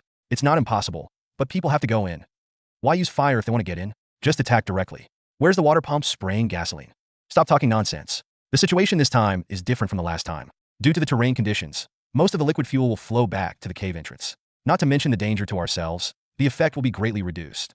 The only truly effective method is to either use a large number of fuel-air explosive bombs to bomb the area, or to attack the area ourselves. Fuck it, we don't have heavy blast shields, we'll just be killed if we go in, so poison gas is better. Poison gas? Where can you find so much poison gas? If you say poison gas, you might as well just release smoke. After hearing this, Chen Chen had basically made a judgment in his mind. Yes, relatively speaking, the only reliable methods at present are smokescreen and direct attack. The latter is difficult because the enemy is wearing anti-infrared equipment, and the enemy can only use low-light night vision goggles, which greatly reduces the night vision effect. Whether in a narrow tunnel or a spacious cave hall, it is completely useless that in fact, the Americans have already verified this during the Vietnam War. They specially formed a mole army to fight against the Vietnamese tunnel warfare, but this well-equipped force was still at a great disadvantage when fighting against the well-prepared Vietnamese personnel. According to relevant reports, starting from the first combat mission in June 1966, the casualties of the Rat Army exceeded 100 within 3 months, while the casualties they caused on the Vietnamese side did not exceed 20. The most they did was installing C4 and destroying tunnels.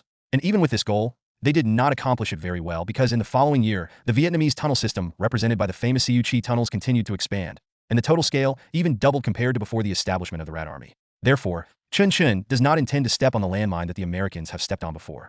He has almost decided to use the smoke-filling method to solve the problem. So, there are only 2 unresolved questions left. First, where can we find so much smoking material? Second, where can we find such a large pump that can pump smoke into the tunnel? Looking at the people who were still discussing heatedly, Chen Chen once again put forward his own opinion. However, his 2 problems were solved immediately. The one who answered him was the mouse, who was extremely good at things related to holes. He replied, "We don't need to think about it that complicatedly. You guys are overestimating the extent of the underground cave. But to put it simply, isn't it just a bigger rat hole? I don't know if you have ever hunted voles, but the scale of vole holes is also very large. There are cave passages, several rooms, a storage room that is huge enough to hold dozens of kilograms of food, and multiple entrances and exits. If you really want to calculate, the total space can reach the cubic meter level. But all it takes to smoke out the voles is a string of firecrackers. A small string, as long as your palm, is enough." Chen Chen was stunned. He was stunned for several seconds before he asked, "You mean we throw firecrackers in there? Is it not possible? I really can't think of any better smoke-generating materials we can get in a short time. Firecrackers and fireworks, how wonderful it is. It has its own oxidant and can burn in an oxygen-free environment. It not only produces smoke, but also a large amount of scattered debris particles. Well, if we blow up the hole and block it, we should be able to suffocate them, right?" Chen Chen was speechless. He knew that the mouse plan was not a good one and might not work. But it's definitely worth a try. Because the cost of trial and error was too low and the difficulty of realization was too low, he decisively ordered, "Contact He Bongxiong and Cheng Lei, and ask them to bring some gunpowder from the Mengbin fireworks factory." "That's right. Forget about the fireworks. Just use the black powder. The more impure, the better. The smokier, the better. By the way, sprinkle some water and soak it. We just want to burn, not explode." At the same time, deep in the cave, Connor leaned on the ground, breathing hard. His chest rose and fell rapidly, but his lungs actually absorbed very little oxygen. This put him in a state of chronic suffocation and made him feel extremely dizzy and weak. He had already been given morphine, but it did not improve his condition much. He knew very well that he would not be able to survive this open pneumothorax injury for long, and he had to find a way to escape and undergo surgery as soon as possible. But the problem is that he really has no solution now, because he knew that if he continued to flee in the jungle, the terrible jungle hunter of the Dongfeng Corps would bite him like a human hunting dog, and then his team would eat him up bit by bit with the cover of helicopters. This was a huge mistake I made, which was to underestimate the abilities of people who grew up in this jungle. I have heard before that some Brazilian rainforest hunters can chase any target they want in the rainforest. Even the Brazilian Bope invites them to give lectures and training. Although I did not question it at that time, I always believed that such people were definitely a very small number of people living in harsh environments, just like the Sherpas on Mount Everest, and it was impossible for them to appear widely in the world. But it turned out that I was wrong. Wherever there is a jungle, there will be such people, because these people make their living in the jungle. This was a lesson that almost cost me my life. But fortunately, my sufficient preparation finally saved my life. Although the cave where the team is now located is not large in scale, the tunnels are complex and narrow, making it easy to defend and difficult to attack. No matter what means the enemy uses, it is impossible for them to break in a short time. What we need to do is to take a short rest in the spacious cave hall. After the forward reconnaissance team finds the way out of the cave, we can call for support at the new cave entrance and then evacuate with everyone. No matter how talented one is, it is impossible to find the flaw in this plan. Fire attack is not possible because the terrain means that the flames cannot spread to the interior. Poison gas won't work because they can't find so much smoke-generating equipment and materials in a short period of time. Force attack? That's even more of a joke. All I need is 2 hours, and after 2 hours, everything will be over. Connor's body was getting weaker and weaker. The surviving military doctor in the team had cut open his clothes, tore open the sealing membrane, and used a scalpel to dig out several broken shrapnel. But he could do nothing about the shrapnel that was deeper in his lungs. Fortunately, the number of shrapnel that could not be removed was not too large. Thanks to the tree, Connor prayed silently, and then asked with difficulty, "What is the situation of the reconnaissance team? Can they find a passage?" Without even looking up, the military doctor wiped off the blood with gauze and applied a sealing film to Connor again. Then he answered, "Not sure.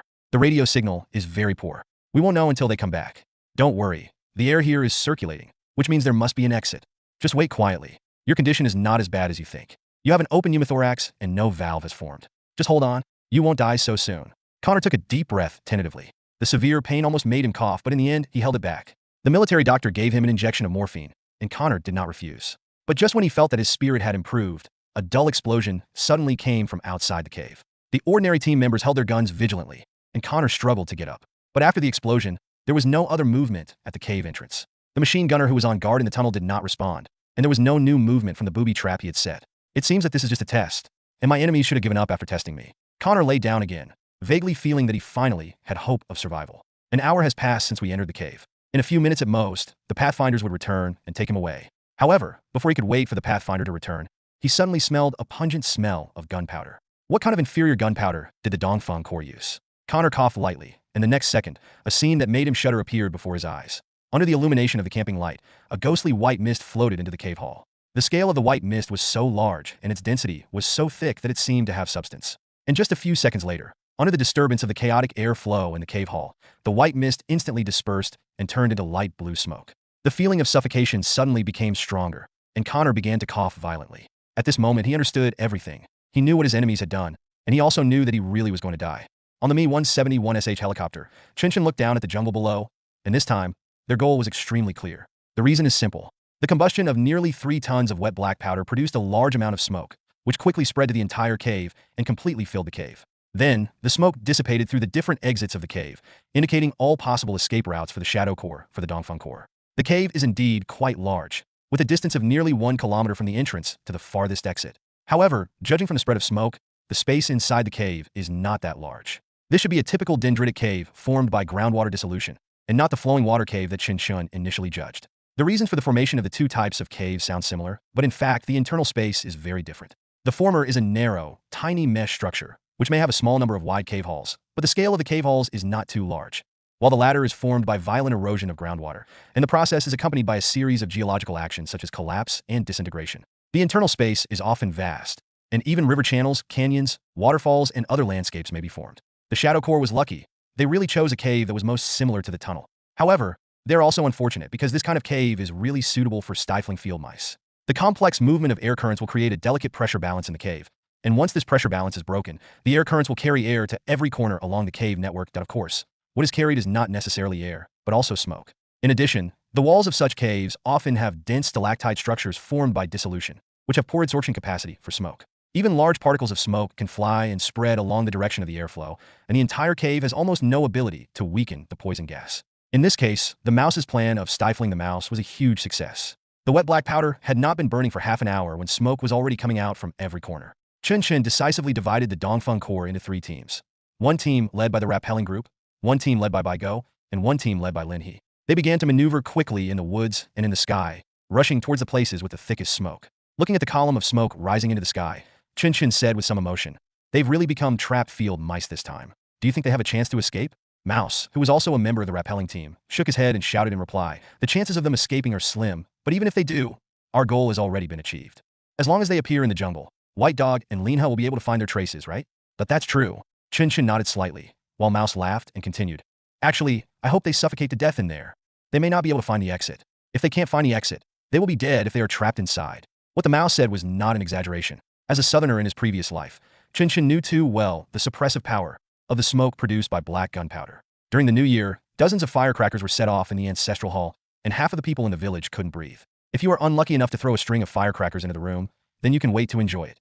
No, you can't be so vicious, because if you don't handle it properly, someone might actually die. Chen Chen had seen news reports before about a family in the south who set off firecrackers in their home, which resulted in the male owner suffocating to death. Now, the situation faced by the Shadow Corps is actually similar. This thought flashed through his mind, and at this moment, the helicopter was already hovering above the largest column of smoke. Chen Chen signaled the mechanic to lower the rope without hesitation. Then, 3 people from the rappelling team reached the exit almost simultaneously. Smoke was coming out in gusts. The Dongfeng Corps had already prepared gas masks.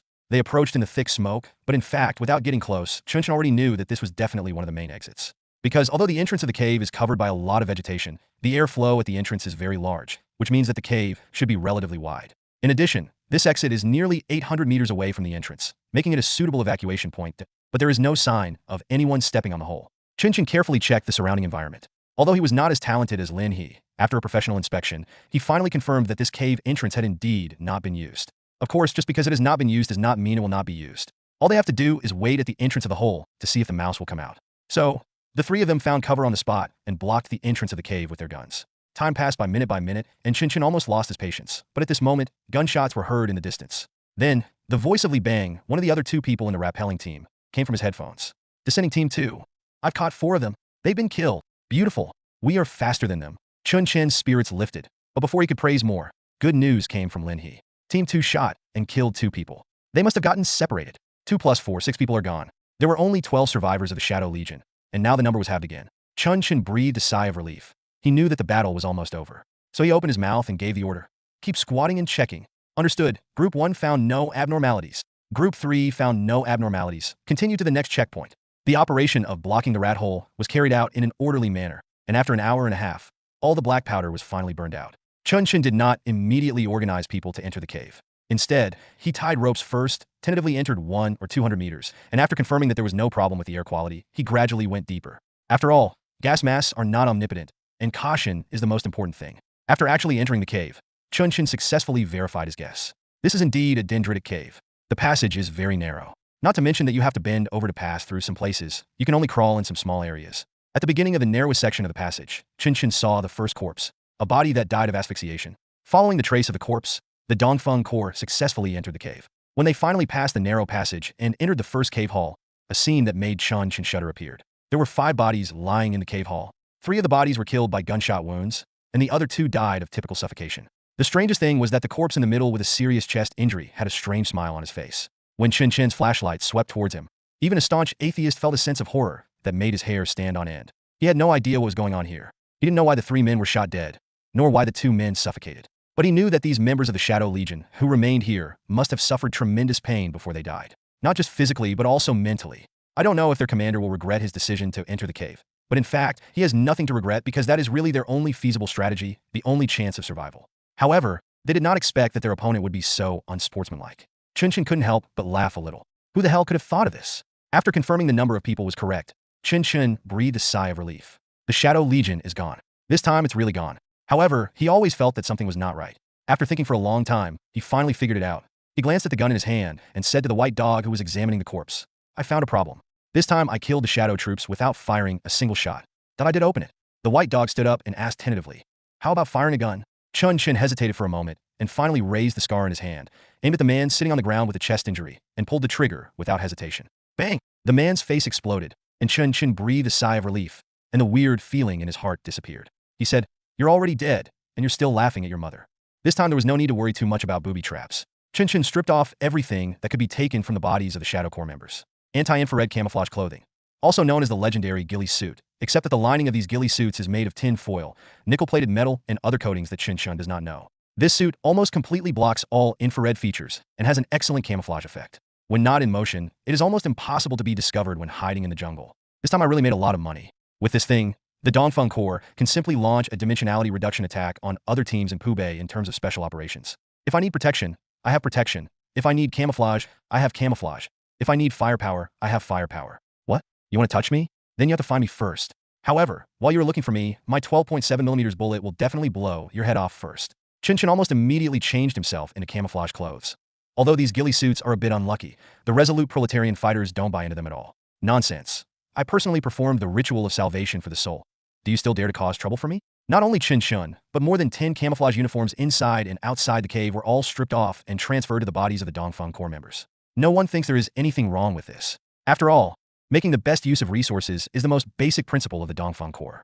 In addition to the camouflage uniforms, this Shadow Corps team is indeed incredibly fat. All personnel are equipped with standard 4-eye night vision goggles, M151 target scopes, 2 Malawian Quatches thermal imaging sights mounted on 416 Hong Kong dollars, and even the bullets in the guns are the same armor-piercing bullets as those of the Dongfeng Corps. They were really taught by the same master, and there was almost no deviation in the strategic choices of the two teams. It is no wonder that they dared to launch an assault knowing that the Dongfeng Corps had helicopters. After all, in their view, if they could destroy the helicopters, then with their equipment and vision advantages, destroying the Dongfeng Corps would be a piece of cake. But fortunately, the Dongfeng Corps won in the end. Cheng Lei's sharpness saved a member of the Dongfeng Corps. No matter how radical the people of the Shadow Corps were, they could not have imagined how powerful this helicopter pilot was. Of course, Chen Chen didn't know either. But judging from Cheng Lei's simple, rough, and extremely efficient driving habits, he should have retired not long ago, and he must have been educated by the Russians. Because in fact, the helicopter driving technology and tactics in the north have been stagnant for a long time. There was even a classic case at that time. In a joint anti-terrorism exercise with the Russians a few years ago, the Army aviation was completely defeated by the Russians. Because at that time, the pilots in the north were still accustomed to hovering and firing according to past tutorials, and the Russians pointed out mercilessly that this was the act of being a target. From that time on, the exchanges between the two sides' army aviation became increasingly close, and before long, the situation was reversed. All the Russian stuff was learned, and even the rabbits began to teach the Russians how to make sharp turns at ultra-low altitudes and increase speed while skimming the ground. Cheng Lei was obviously a pilot who retired after this macro-environment iteration, which means that he should still be at his peak at this time. Good brother, I am sorry to ask you to drive me 171sh. When we become rich, we will at least get you a female deer to play with. After the battlefield in the cave was cleaned up, Chen Chen led the team to evacuate quickly. Just as they walked out of the cave, they heard Cheng Lei's call from the helicopter. Shipwreck. Firebird has observed signs of human activity 1,800 meters to the southeast. Infrared signals are dense, and the number of people is estimated to be around 100 to 200. There are many vehicles that look like enemies. It's the reinforcements from the Shadow Corps. Chen Chen frowned slightly. The reinforcements arrived very quickly. At a distance of 1,800 meters according to their marching speed, they were basically already there. They're different from the Shadow Corps. They don't have to worry about concealment, so they can maneuver along the mountain paths. It may only take them half an hour to reach the distance of 1,800 meters. It is slower indeed, but not by much. As Chen Chen expected, the two projects, hideout and reinforcements, were carried out simultaneously. Do you want to abort it? The white dog asked. Before Chen Chen could answer, Cheng Lei in the sky said, I suspect the other party may have air-to-air weapons. I saw two thin gun barrels. This is a natural thing. Since the Shadow Legion is calling for reinforcements, they will definitely explain the situation clearly. Once the situation is made clear, it will be impossible not to take this helicopter into consideration for reinforcement. Therefore, blindly using helicopters to launch raids is an extremely risky and irrational behavior. But if they were not defeated, it would be difficult for the Dongfeng Corps to evacuate to a safe area smoothly, because they were separated by Jingdong. After careful consideration, Chen Chen said, Lin He, put on camouflage clothes and go out for reconnaissance. Others, quickly gather around me, and we'll set up an ambush. Firebird, drop the rappel rope, leave the battle zone, and wait for orders. Make a false evacuation and wait for us to deal with the anti-aircraft fire before launching the airstrike. Clear. Everyone answered at the same time, and the entire Dongfeng Corps started moving again. Lenny did not go through the jungle again, but instead moved quickly along the path. Only 10 minutes later, he reported the enemy's latest position to Chen Chen. The enemy is deploying their formation. They have anti-aircraft guns, 2 mountain howitzers, a total of 6 vehicles, and about 150 people. They all have heavy body armor. They look like they are from the 505th Brigade. So soon, Chen Chen said subconsciously. The so fast he mentioned certainly did not refer to the 505th Brigade arriving so quickly. In fact, Jingdong had been besieged for a long time. If the 505th Brigade had not responded yet, that would be out of line. What he really meant was that the 505th Brigade had also begun to replace its troops with heavy bulletproof vests on a large scale. This means that the news that the 7th Brigade and the 756th Brigade were equipped with bulletproof vests has spread, and the backers behind the 505th Brigade have also begun to follow suit. Hubei is a really weird place. You say they are weak, but the fighting power of the local armed forces is indeed frighteningly weak. But if you say strong, then under the game of multiple forces, the vision and strategy shown by each team are indeed strong. Not to mention the current heavy bulletproof vests, according to Chen Chen's memory from his previous life. In a few years, the local militias here will even be able to carry out drone airstrikes. What they absorbed was the advanced experience of the war between two countries in the northwest, which was very troublesome and difficult to deal with. But fortunately, Chen Chen is always one step ahead of them. You have a bulletproof vest, and I have an incendiary bomb. Although there was a huge disparity in numbers, it was still unclear who would be the winner. So Chen Chen immediately gave the order. Group 1, Group 2, disperse and move closer to the enemy's deployment position in a small group combat formation. We must deploy defenses along the enemy's route and first destroy the enemy support and rescue teams that enter the jungle. Groups 3 and 4 will wear camouflage uniforms and approach the enemy's deployment position from the west, and then launch an assault after the interception begins. Objective: destroy enemy anti-aircraft firepower and create opportunities for helicopters. White Dog, follow me to set up an artillery observation post and contact the artillery of the 756th Brigade. Let Bao Chi take remote command, calculate the firing parameters, and launch a round of 155mm howitzer bombardment on the enemy. The distance is 21 kilometers, and the Wampai Artillery Company can reach it. Clear. A series of instructions were issued, and while the White Dog was executing them, he felt a sense of shock. Artillery bombardment, air assault, light infantry interception. Damn, when did the Dongfeng Corps evolve to the version of multi-service coordinated operations? Half an hour later, the 505th Brigade's Special Operations Group set out for the position. The leader of the action team, Zhao Huisheng, who was also the captain of Zhao Jiaoyang's personal guards, was hiding in a temporary sentry post next to the position. While looking at the military map on the ground, he frowned and asked his adjutant, "Still can't contact the Shadow Corps. Have you confirmed their location?" Hearing his words, the adjutant immediately replied, "We haven't been in contact yet, but the situation is basically normal at the moment. The last time they contacted us, they pointed out the location. All personnel have entered the cave. The signal is not good in there, so it's normal that we can't get in touch. We just saw that the helicopters of the Dongfeng Corps have evacuated. It has only been more than 2 hours since the Shadow Corps entered the cave. Theoretically, it is impossible for them to complete the attack on the Shadow Corps and evacuate in such a short time. So, they probably realized they had no way to start, and when they saw that we had reinforcements coming, they simply withdrew. After all, the Dongfeng Corps is only a small force. They can't confront us head-on." Reasonable. Hearing the adjutant's words, Zhao Huixing nodded silently, and after a brief thought, he continued to ask, "What's the situation with the rescue team? How long will it take them to reach the cave?" "The exact location is unclear, but they went to where the smoke was coming from first, so they should be there soon." "Have you figured out why the smoke is coming out?" There was actually no need for Zhao Huixing to ask this question, because their team had no aerial reconnaissance capabilities. They could only see smoke coming out of many places, but had no way of connecting these smokes. However, as an experienced jungle warfare expert, his adjutant gave a relatively reasonable answer. "It's possible that the East Wind Corps wanted to use smoke to smoke out the Shadow Corps, but I don't think they have a chance of success." "Don't be so optimistic." Zhao Huixing interrupted him and said, "You can never guess what will happen to that sunken ship. Now it's just emitting smoke. Maybe those people in the Shadow Corps have been suffocated to death like rats." Having said that, he couldn't help but sigh. "We are still too late. No, it is the Dongfeng Corps that acted too quickly. No matter what, we should at least go over and take a look. If there's a body, recover the body. If we can't find the body, at least we've been here, and we can give an explanation to that side." "That's true." The adjutant nodded slightly, with a helpless look on his face. "What else can I do? There's a helicopter on the other side. Are we really going to attack them, chase them and bite their butts and avenge the Shadow Army? But stop joking with me. We can only do our best and leave the rest to fate. Fortunately, this corpse collection operation is basically safe, right?" This thought flashed through his mind, but then a huge, ominous premonition suddenly arose. He didn't know where this premonition came from, but the next second, a strange whistling sound immediately confirmed his premonition. "There's a gun! Run!" The adjutant shouted at the top of his lungs, then immediately pulled the recalled student out. The recalled student was completely confused. He didn't understand the situation at all. But then, a sudden exploding shell shocked him back to reality. Damn, they were bombarded. How is this possible? The nearest artillery company of the 756th Brigade is more than 20 kilometers away, and they have just deployed.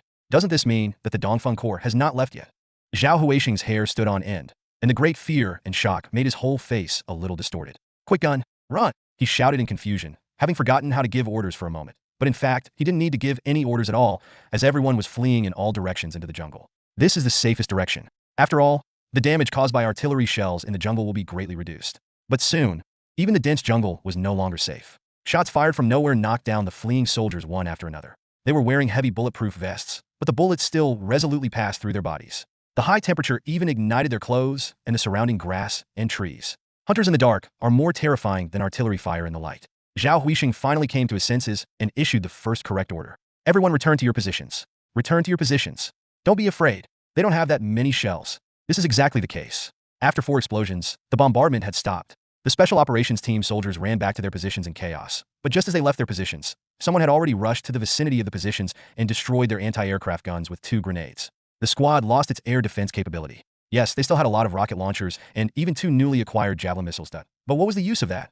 The precision shooters in the dark were harvesting the lives of high-value targets one by one, and the situation had completely developed to a one-sided direction. Chen Chen half-crouched behind a tree and locked the crosshairs on the head of a soldier who had just picked up a javelin through the scars built in sight.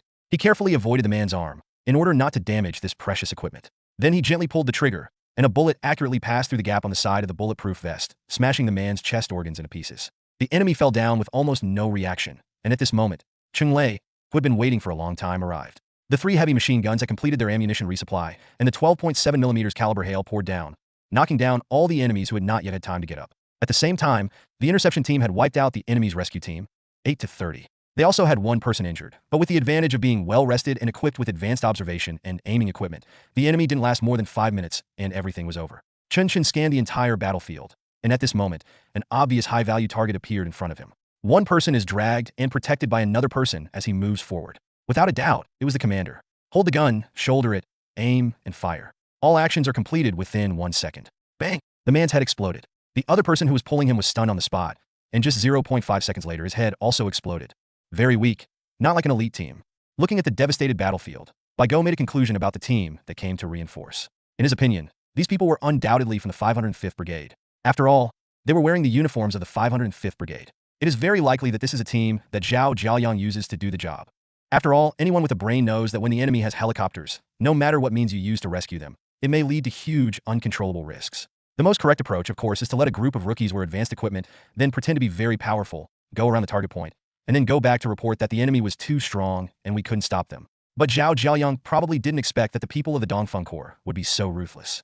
Not only will they swallow up the Shadow Army, but they will also swallow up those who come to save people along the way. But of course, this is actually easy to understand. After all, the entire Dongfeng Corps pursues the highest security, and isn't killing the enemy the safest approach? Looking at the white dog's disapproving expression, Chen Chen, who was standing aside, did not say anything, but squatted down and carefully examined the body. After a moment, he looked up and said, "This doesn't seem to be a cannon fodder group." "Not a cannon fodder group? Why?" The white dog asked doubtfully. "Look, it's not strange to give the cannon fodder a bulletproof vest, and it's not strange to mix a few veterans in the cannon fodder and let them shoot down planes with javelins. However, if all the guns they use are good guns, it would be a bit strange. The Type 81 rifles in their hands are not old guns used by cannon fodder. The rifling wear is very low. They should be new guns that have been replaced not long ago. Don't look at the gun." Go kicked the gun out of Chen Chen's hand, and the latter looked up helplessly and said, "I've already emptied my gun." "You can't make this a habit. How can we look at the rifling, if not from the muzzle? Do I have to disassemble the gun on the spot?" The white dog scratched his head speechlessly. Chen Chen rolled his eyes at him, then stood up and continued. "Another point, the shoes and uniforms they wear are of better quality. They are not uniforms issued to cannon fodder. But at the same time, this equipment is not new. That means they should have changed into this equipment a long time ago. TSK, let alone cannon fodder. Even ordinary main forces don't have this treatment. I guess these must be Zhao Jiaoyang's private soldiers. Don't be ridiculous. Even if a private soldier is not good enough, he won't be this bad, right?" The white dog widened his eyes and asked in disbelief. And Chen Chen was completely silent. "You call this a bad job? They have bulletproof vests, anti-aircraft guns, and M56 mountain guns, so they can't be called bad jobs anyway, right?" Even in terms of combat effectiveness, with almost no vision, the rescue team of this unit still fought with the two teams of the Dongfeng Corps for several minutes, and finally they were defeated and entered the harvest rhythm, and were driven away and annihilated. As for the main force remaining at the starting position, they had no chance to resist at all. No, even when they were bombarded and completely suppressed by air fire, a small number of their soldiers still tried to attack the helicopter with javelins and rocket launchers. Their thinking was very clear. The reason why they collapsed so quickly in the end was because they had no anti-stealth means. They were all wearing ghillie suits, and thermal imaging couldn't even see them. It was really too difficult for them to fight. Even with this huge disadvantage, they still managed to hold out for about 20 minutes, and only when more than half of them died did they begin to collapse. This is really elite. Or in fact, it can be said that the mere fact that they set up a starting position is enough to explain the problem. Thinking of this, Chen Chen said, "Don't misunderstand our strength, and don't misunderstand the enemy either. If they hadn't stepped into the range of the cannons this time, and if we hadn't had air cover, would you have dared to fight them with just 20 of us? Even if it's a sneak attack, we can't beat them, okay? You don't have any heavy firepower at all. What the hell? Even if we have a huge advantage in vision, a heavy machine gun can suppress you so badly that you can't even raise your head. That it seems to be the same reason." Go smiled awkwardly. He also remembered that in the previous battle, he had to command his team's precision shooters to shoot down the enemy's high-value targets almost every few seconds. There were machine gunners, rocket launchers, and artillerymen. It was under such continuous sniping that the enemy's counterattack gradually collapsed, and our side was able to establish control. That's right, even though the first round of shelling killed at least 30 people, the enemy showed no signs of collapse. So, are they really elite? That's a bit troublesome. Go frowned and asked. "If the fighters this time are really the private soldiers of the 505th Brigade, then we have to change our subsequent plans." Chen Chen hummed and replied, "This is a scheduling issue. We shouldn't have come into direct conflict with the 505th Brigade so early. This would have led to an early intensification of the conflict between the 756th Brigade and the 505th Brigade, which would have been detrimental to the siege of Kingtung and Yi Bangxiong's negotiations with the Myanmar side. But now that the fight has already happened, there's no point in saying anything now. Notify Yi Bangxiong as soon as possible and have him prepare to meet the enemy. Palau's defenses are not yet completely secure. If the 505th Brigade launches a surprise attack, they can attack directly within a day. The situation is not good. I have to discuss countermeasures with Yi Bangxiong personally." "Understood. Let's return as soon as possible." The white dog sighed and asked reluctantly, "What about these spoils? What else can we do?" "Explode it." Chen Chen also felt a little painful. To be honest, the equipment for these 150 people was still quite valuable. The Type 81 rifle was in good condition, with several heavy machine guns, 2 mountain cannons, and an anti-aircraft gun. Although the steering gear was damaged by a grenade, it was still completely usable after being repaired. But unfortunately, the geographical location of Wankao Mountain is too awkward. The only path that can be used is the one leading to the 505th Brigade side of Dakali, while the side near Dabong and the 756th Brigade is completely blocked by the mountain. If heavy equipment is to be transported, it must either go through the waterway of Waktown or pass through Jingdong. Obviously, both of these paths are not feasible. There is no choice but to bear the pain and blow it up. But before blowing it up, Chen Chen still planned to search carefully to see if he could find any useful equipment. The process went quickly, and the first things to be found were 2 javelins. These were too conspicuous and had been targeted long ago, so they would undoubtedly be taken away. In addition to the javelin, Chen Chen actually had an unexpected gain. 2 needle 19K310 air defense missiles. Everyone in the Dongfeng Corps was shocked, but Chen Chen didn't take it seriously. This thing is known as the Soviet Stinger, but its price is much lower than that of the Stinger. It can be said to be the AK-47 among man-portable air defense missiles. It has a huge production volume and many imitation models. Even Chao County has imitated a large number of them and equipped them to the troops. Chen Chen was not surprised at all that this thing appeared in Pubei.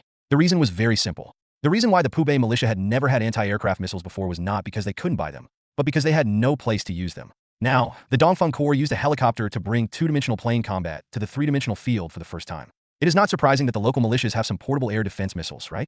You know, the purchase price of the Zhen, one in the Middle East, is as low as $9,000.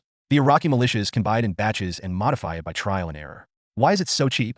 Well, this matter has to start with the old calendar of East Germany. The story is too long, and Chen is too lazy to explain it to everyone. So he simply asked them to put away their things, and immediately began to look for a suitable landing point to call the helicopter to land and evacuate. The results of the previous training with containers once again came into play. After the helicopter landed, it only took 3 minutes for everyone to cover and evacuate in turn. Afterwards, Cheng Lei drove the Mi-171 SH at full speed, and it took less than 20 minutes to bypass Jingdong and arrive at Mengbin via Palau. That's right, they did not land in Dongta because they still had wounded. The wounded man only suffered minor injuries. His bulletproof vest blocked the bullet, and the shrapnel hit his shoulder. Not only is his life not in danger, but his prognosis is also good. However, those who were injured in the previous raid by the Shadow Legion were not so lucky. As soon as he landed at the hospital square and got off the plane, Chen Chen received bad news. The mercenary called Lao Jiaoyi, who was snatched back by Scythe and Rooster's Comb at all costs, but everyone just called him Lao Jiao, died. Although the mechanic's method was extremely brutal, it was still not easy to snatch someone back from the clutches of death. His bleeding stopped, and he even received a blood transfusion on the helicopter, but ultimately, after being sent to Mengbin, he suffered hypovolemic shock from excessive blood loss and died on the operating table before he could even be rescued. No one could be blamed for the whole process because he was in a very stable condition while on the helicopter, and even his consciousness was clear. He also comforted Jiguan by saying that in the future, he could just go to the logistics department for training like Big Bird. One is a big bird, the other is an old bird. They both had the same injured parts. It could be considered as fate. But he didn't expect that he didn't have the same luck as Big Bird. On the other hand, in addition to Lao Jiao, the situation of Sickle and Jiguan was also very bad. Although they reported minor injuries, in fact, the standard for judging minor injuries on the battlefield is whether one can continue to act with adrenaline rushing. They can do it, but that doesn't mean they are really minor injuries. Sickle's intestines were pierced, the entire abdominal cavity was in a mess, and the excrement caused an explosive infection. As soon as he landed, he was admitted to one of the only 2 ICUs in Mengbin. The entire palm of Jiguan's left hand was shot off, and he was also shot on the edge of his ribs. He was lucky that the bone fragments did not penetrate his lungs. Otherwise, he would have had a hard time surviving. However, it is definitely impossible for him to hold a gun again. After hearing the news, Chen Chen's excitement about winning the battle quickly cooled down. He frowned and looked at Yi Bangxiong, who came to report to him in person, and asked, "Are you sure there are no problems with Lao Jiao's surgery?" Yi Bangxiong was startled. He was afraid that Chen Chen would ask this, but since he asked, he had to answer. "The surgery should be fine, but I can't guarantee it. Anyway, I've asked the doctor to check it out. The one who organized the rescue is my own doctor, who I transferred here specially. I think it's okay, Brigade Commander I'll just ask." Chen Chen noticed his nervousness and waved his hand to signal him to relax. "In fact, I really have no intention of starting a war to blame you. This is just something that must be done." At this time, the attendant who got off the helicopter also heard their conversation and added, "Lao Jiao's condition was already very bad. He had already lost a lot of blood when he was taken on the plane. And because he was given a hemostatic bandage without any debridement, I suspect he had an embolism in his body. I can only say that we have done our best to bring him back. It would be difficult to save him no matter where we send him, let alone Mengbin. It's a matter of luck. He really has bad luck." Chen nodded silently, and the attendant continued. "Actually, the most unfortunate thing is Scythe. A gunshot wound to the abdomen can be treated, but it requires the care of a military doctor. We are not professional military doctors, and we really can't do this kind of thing. He was lucky this time that no organs were ruptured, but the severe infection is enough to make him suffer. I don't think he will be able to fight again in the future. I think it's time for us to have a military doctor in our team, or rather a military medical team. With the availability of a helicopter, the role of the medical team can be easily brought into play, and the value is still very high." Hearing his words, Chen Chen nodded seriously. Indeed, military doctors were not considered before because the Dongfeng Corps' combat tempo was relatively fast and the difficulty of evacuation was extremely high. Although deploying military doctors was not useless, the usefulness was at least relatively small, because the little time bought by the military doctors was not enough to evacuate to a place with medical facilities. But now, with helicopters, the situation is completely different. The military doctor can buy the wounded an hour or two, which is enough for them to be evacuated and save their lives. "It's worth it," Chen Chen said. "I'll go find a military doctor, and I'll fix it as soon as possible. Now, we have to send back the bodies of our comrades first." Even as the leader of a mercenary group, reporting the news of a death to the family is definitely not a pleasant thing. However, since the Lion Corps was merged into the Dongfeng Corps, Chen Chen has always insisted on doing it himself. Looking at the extremely sad but somewhat numb family members, Chen Chen's thoughts were surging. The earliest casualties in this corps occurred in the Battle of Hexinzu, and for a long time thereafter, no one was killed in battle. But this time, the Dongfeng Corps directly lost 4 people. 2 people were killed, and 2 were injured and lost their ability to fight. Close to 20%. No family member asked Chen Chen to avenge the injured and the dead. As Chen Chen had said early on, this was the rule of mercenaries. In fact, the revenge had already been taken. But I have to admit that Chen Chen himself does feel that he is still at a loss. These people were all cultivated by him bit by bit. How much cost, time, and energy have been spent, and even how much emotion and expectations have been invested. Since we have lost money, we must make it back. The MPRI will not give up, and the 505th Brigade will not give up. That's perfect. Munka, inside the Dongfeng Corps Fila, after defeating the Shadow Corps, the Dongfeng Corps entered a short period of rest. This conflict does not seem to be big, and it can only be said to be a small episode in the confrontation between North and South Shan State. But in fact, the impact of the destruction of the Shadow Corps is huge. A very typical phenomenon is that whether it is the 7th Brigade or the 756th Brigade, their negotiations with the Burmese army have become smooth. Prior to this, the Myanmar side had always relied on its vast depth and logistics, as well as some unspoken support, to insist on using the toughest attitude to suppress the coalition forces during the negotiations. But now, the wind direction has suddenly changed. As soon as the Shadow Corps was destroyed, the Burmese army suddenly realized a problem. That is, Hubei, they have a big brother. Although this big brother usually does not show his true colors, and seems to let his younger brothers do whatever they want. That is also because what the younger brothers did not cross the bottom line. Grabbing territory? Sure. Fighting? Sure. Reselling some contraband? Sure. But you resold the contraband to me? Nakam is an example, as is the old FA job business, and the 4 major families in Kokong. If you are really blind, and even go so far as to collude with Big Brother's old rival, then don't blame me for being ruthless. The Shadow Legion has been active in Jingdong for quite some time, but when Big Brother thinks you have crossed the line and puts his gloves on you, then you won't have any say in life or death. First, he will kill the Shadow Legion in front of you, and then he will take Jingdong away from you. You don't accept it? It doesn't matter. Everyone doesn't accept it. They all accept it through fighting. Anyway, this crappy place of Southeast Asia has been beaten by Big Brother many times, and now having Bagan is not too much. Therefore, under this circumstance, the environment around Jingdong and Munka has visibly eased. Everyone sat down calmly and began to discuss seriously the ceasefire and the subsequent distribution of interests. However, in contrast, the direction of Dakali has become increasingly turbulent. Obviously, the 505th Brigade has not yet made up its mind to completely break away from Myanmar, but their trend of turning to Thailand in the arms of the United States is becoming increasingly obvious. An important signal is that they have quietly changed their banner, originally claiming to be assisting the Myanmar army in stabilizing the situation. They claimed that one of their troops had been brazenly attacked by the 756th Brigade during training and demanded that Ibonxiong immediately come forward to clarify, apologize, and compensate. Ibonxiong certainly didn't buy their nonsense. He even directly questioned them in a public speech. You soldiers from Dakali came to the vicinity of Jingdong for training. Don't you know what you were training for? As a result, the relationship between the two sides became tense. The development of this situation was originally within Chen Chen's expectations, but his development path was different. As a result, the Dongfeng Corps' subsequent plans had to be changed. In the combat command room, Chen Chen's brows were almost wrinkled into knots after reading the latest intelligence. He was just about to call Ibonxiong to find out what happened, but just as his hand touched the phone next to him rang. There is no caller ID, but only one person will call this number, and that is Xiaoyu. When the call was connected, Chen Chen asked, "Comrade Xiaoyu, do you have any instructions?" After hearing Chen Chen's question, Xiaoyu was silent for a few seconds, and then asked, "Did you kill the Shadow Army?" "Yes, you guys are very fast. All of them." Xiaoyu's tone was a little serious, and Chen Chen immediately realized that things might not be as simple as he thought. So he changed his relaxed state, sat up straight, and answered solemnly, "We've already counted the bodies. According to the previous intelligence, we shouldn't have missed any. We have identified all the bodies. One of them is probably not an early member of the Shadow Corps, but came here with the coaching staff. He was in charge of the previous battle of the Burmese army in Jingdong. Later, he led the Shadow Army to launch several fierce counterattacks, and we suffered heavy losses." There was an obvious exaggeration in Chen Chen's words, but Xiaoyu had no time to tease him or comfort him at this moment.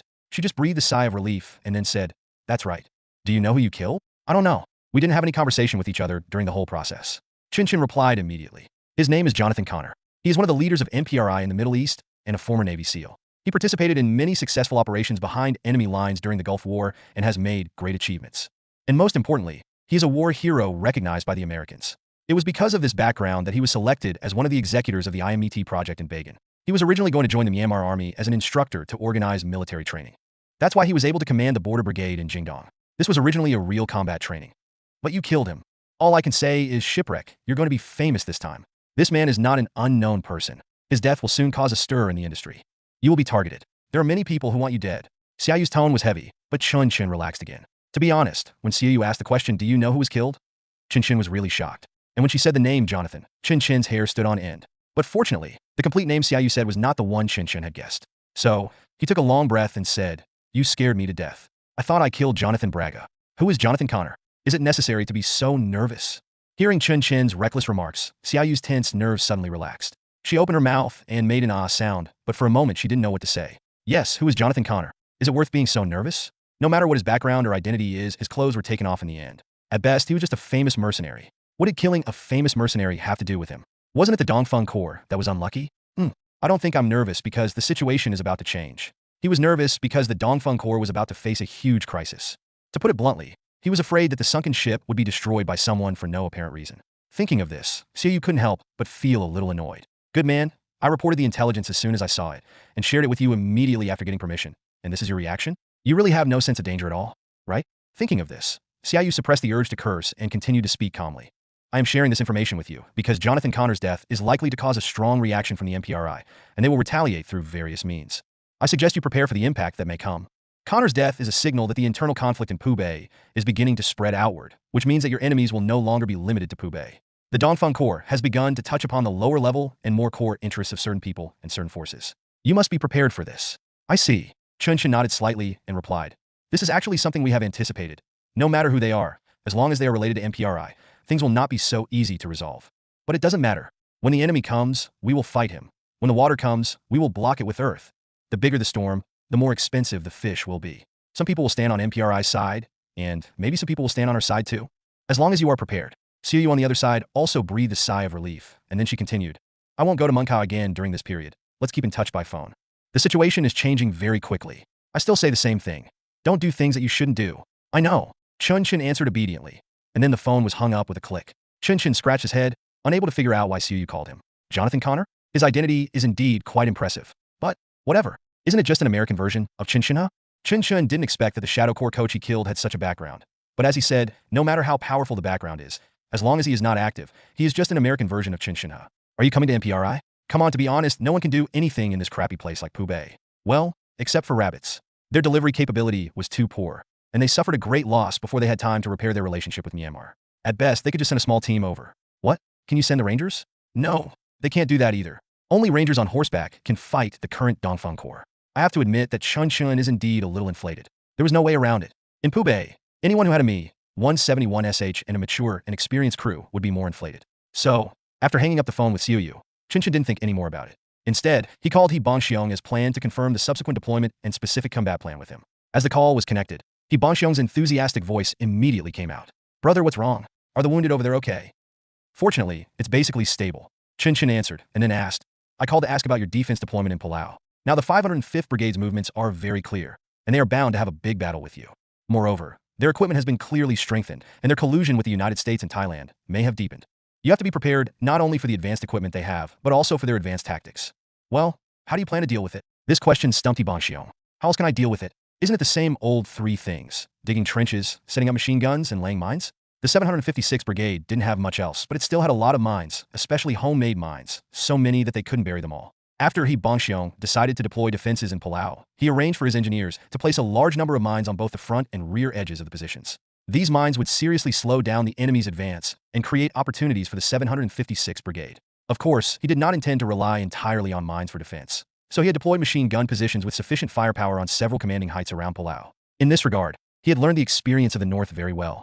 Someone in the North was thinking about how to set up a machine gun while drinking coffee. He took a walk around the battlefield and basically included all the locations suitable for placing machine guns. When He Bangxiong told Chen Chen about his plan, Chen Chen's brows were even more wrinkled than pickled cabbage in the winter. What era is this? Why are we still using the idea of balanced positional warfare? If you say it's wrong, then it's indeed correct.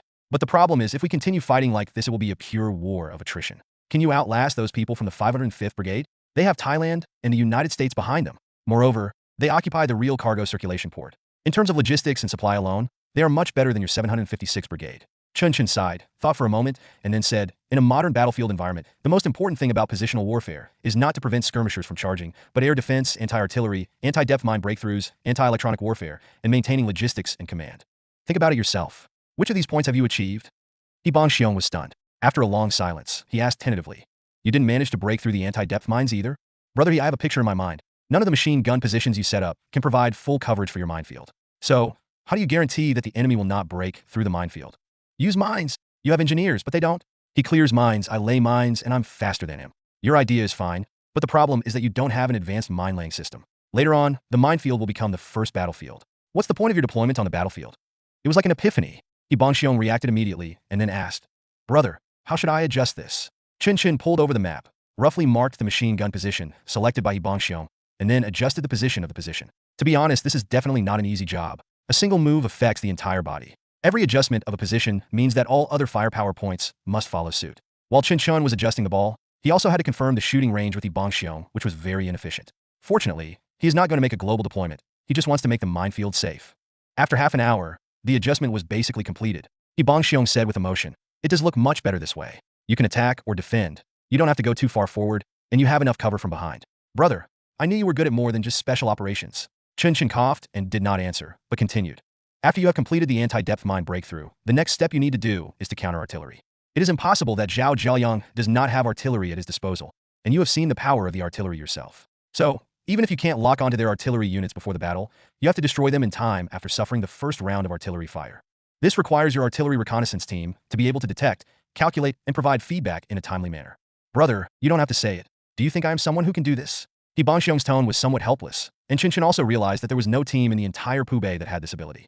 However, the inability to carry out artillery bombardment did not mean that there were no other ways. When the big Russians fight the small Russians, they use more drones for counter-artillery, in addition to advanced equipment such as Excalibur and Lancet. Bongxiong certainly does not have these things, but Chen Chen can give him the simplest and most brainless plan, which is to disperse the positions. No matter how powerful the 505th Brigade is, you only have a few artillery pieces. My positions are scattered. Which one are you going to bomb? Therefore, Chen Chen readjusted the layout of Bongxiong's position, dispersing all the heavy firepower to form a wide, sesame-like arrangement of firepower points. Of course, such an arrangement would also lead to a problem. That is, the troops were too dispersed, and with a low degree of organization, it would be easy to suffer a catastrophic defeat. Therefore, this requires that electronic warfare capabilities must be improved. At least one's own communications cannot be interfered with. At the same time, in the first round of battles, the 756th Brigade must be able to win and boost morale. In this way, Chen Chen talked with Bongxiong for more than 2 hours and gave him a good lesson in positional warfare theory and practice. Of course, Chen Chen's suggestion may not be completely correct, because the actual situation on the battlefield and the exact on-site environment must be taken into consideration. Therefore, Chen Chen repeatedly reminded Bongxiong that he must go to the site to check it out before making appropriate deployment adjustments. His discussion with him was only on paper and might not be completely applicable. Bongxiong naturally agreed to this, and after hanging up the phone, Chen Chen suddenly remembered that he had just wanted to ask him about the deployment situation, but how come he ended up doing it himself? Don't let me become the commander-in-chief.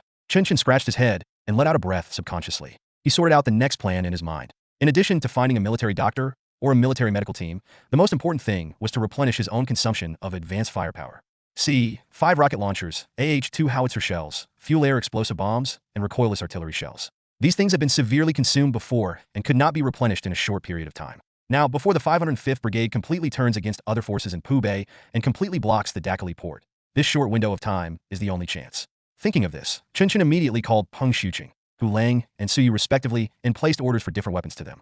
Peng Shuqing was responsible for the 155mm artillery shells, Su Yu was responsible for the C5 rocket launchers, and Jackal was responsible for the fuel-air explosive bombs and recoilless artillery shells. The first two agreed very readily, and even though they were not sure they could get it, they expressed their willingness to try their best. Only the Jackal said in a servile manner that he would only consider it after meeting Chen Chen. It has to be said that with Chase Li's support, Jackal's status is indeed different from that of others. No matter how big Chen Chen's Dongfeng Corps grows, the two of them are still basically equal.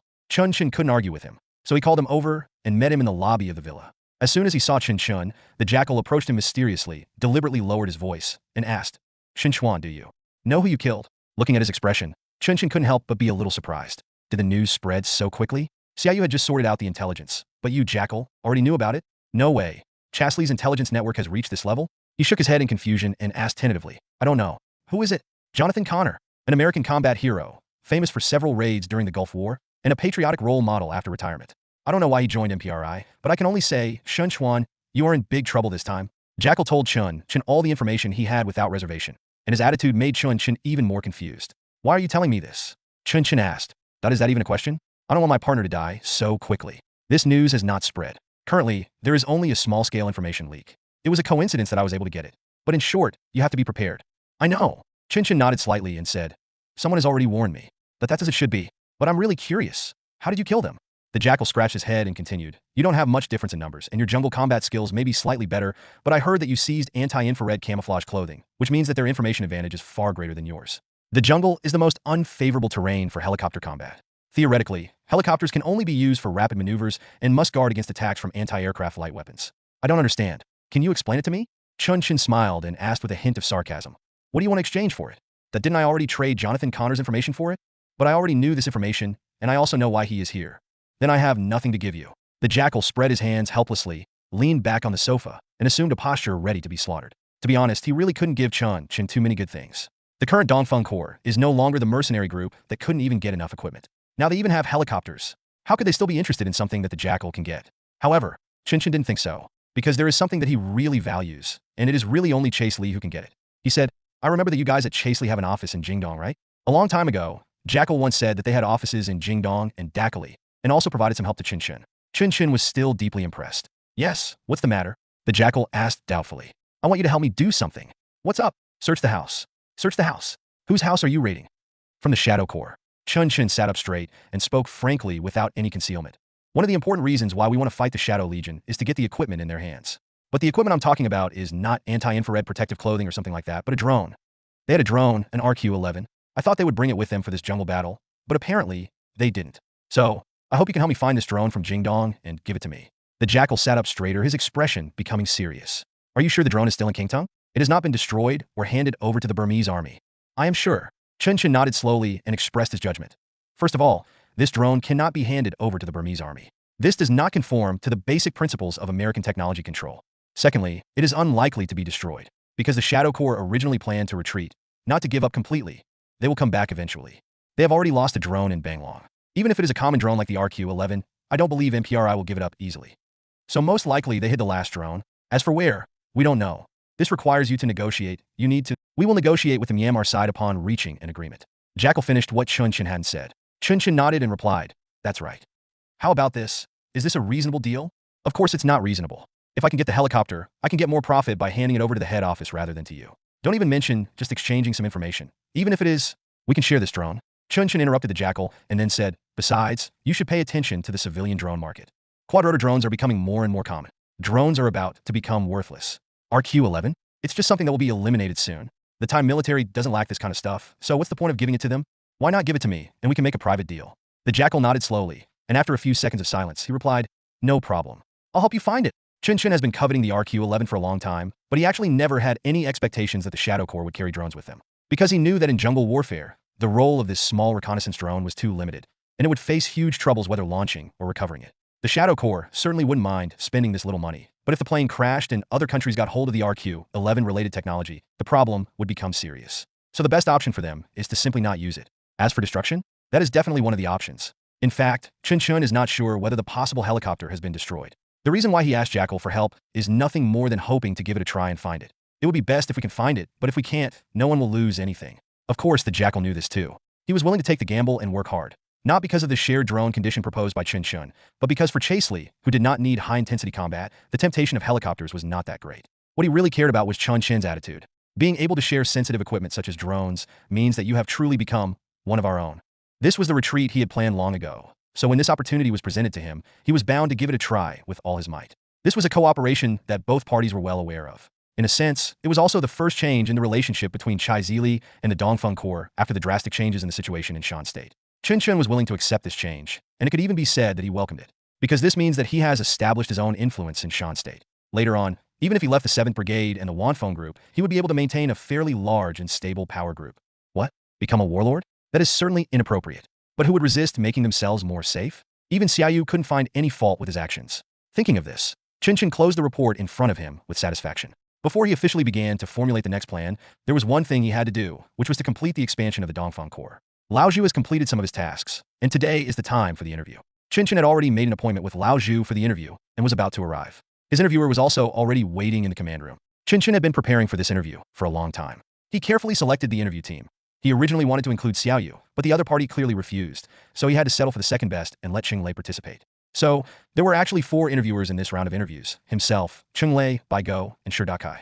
The first 2 are responsible for professional and technical aspects. Bai Go is responsible for personnel inspection, and Shi Dakai is responsible for braking. Everything was ready, and it was 11 a.m. Chen Chen deliberately delayed for another half an hour and forced the interview to start at lunchtime. Just this small adjustment directly eliminated 3 of the 12 candidates selected by Lao Zhu.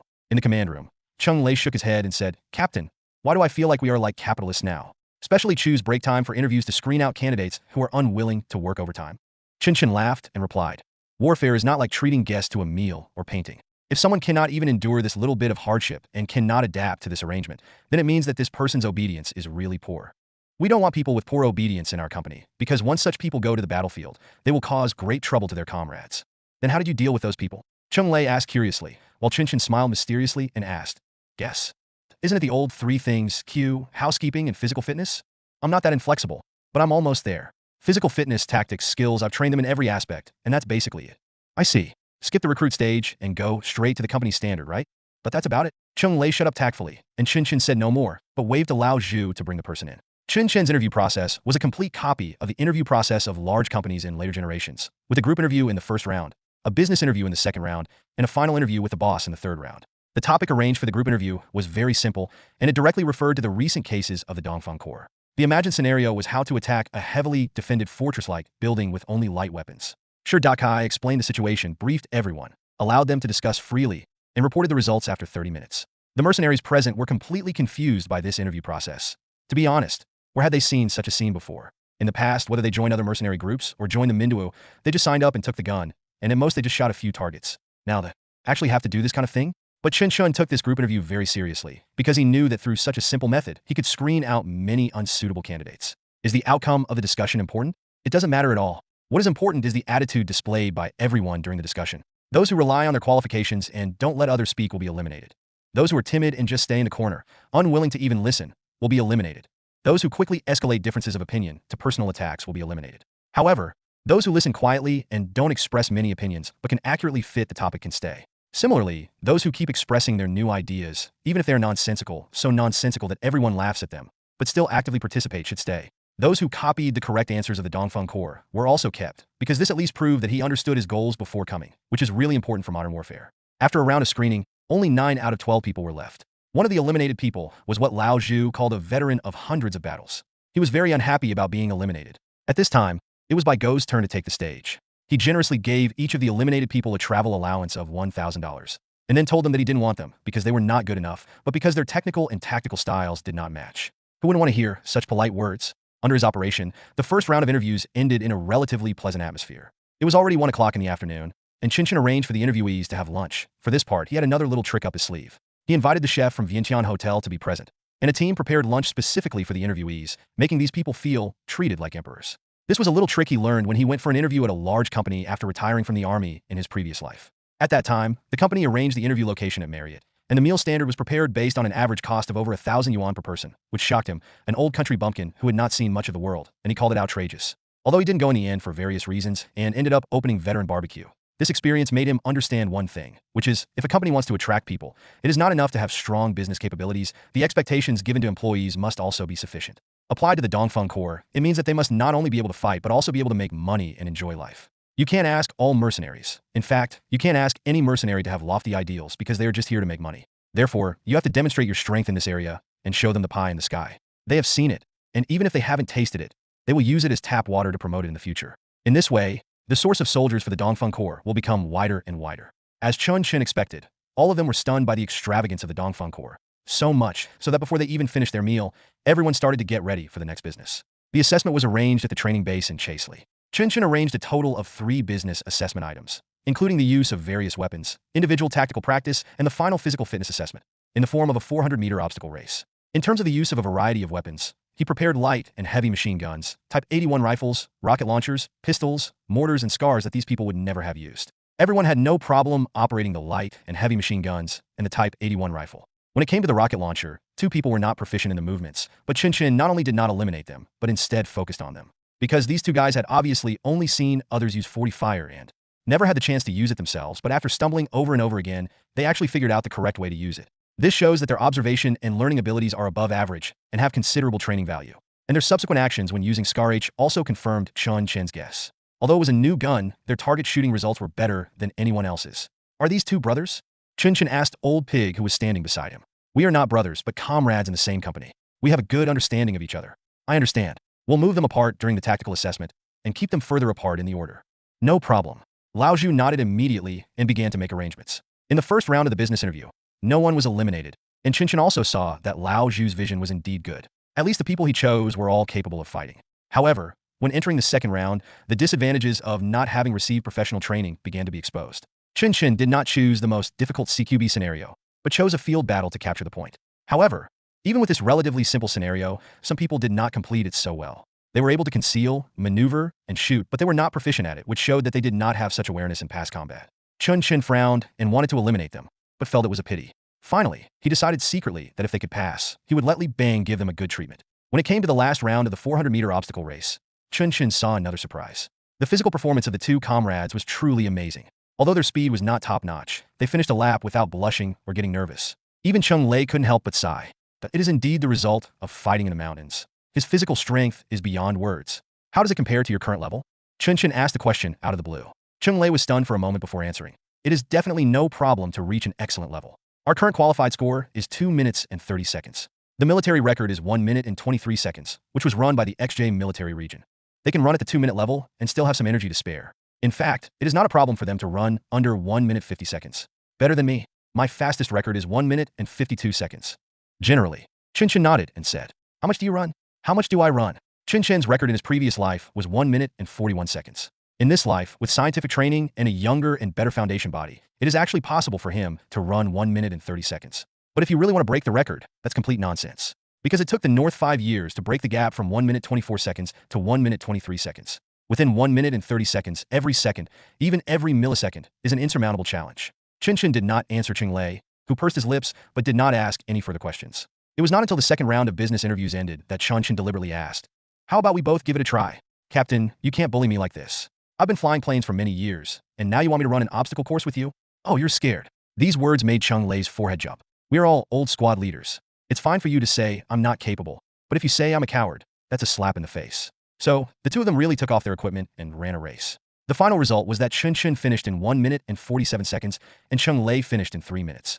It's not that he really degenerated to below average level, but he twisted his ankle on the first 3-step pile and finally managed to finish the whole run. "Did I give in? Just wait, and let me practice for 2 months. Cheng Lei said, breathing heavily. His words seemed convincing, but his attitude was completely unconvinced, which was probably a common problem among those who retired from that team. Chen Chen laughed and replied, "You are already in your 30s. Don't try to show off to me. Just fly your plane well." Cheng Lei rolled his eyes and said nothing, but limped with Chen Chen back to the office that Jackal had arranged in advance for the final round of training. Shidakai also found it funny seeing the two of them being angry with each other. However, he could clearly feel that Cheng Lei was different from other mercenaries in Pubei. He really refuses to admit defeat, and might even fight to his death before admitting defeat. It is difficult to find such a person in Pubei. Maybe this is the tradition of that team? Others can surrender by just dropping their guns and raising their hands. But if they drop their guns and raise their hands, their country will be destroyed and their race will be exterminated.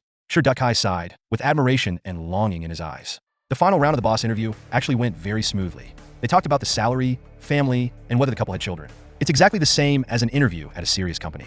But there is one more item, which is to examine the attitude towards drugs. But these people learned their lesson, and each of them looked as if they hated it, and in the end, all of them passed the assessment. However, this does not represent the final result, because Chen Chen gave them the same answer. Go back and wait for notification.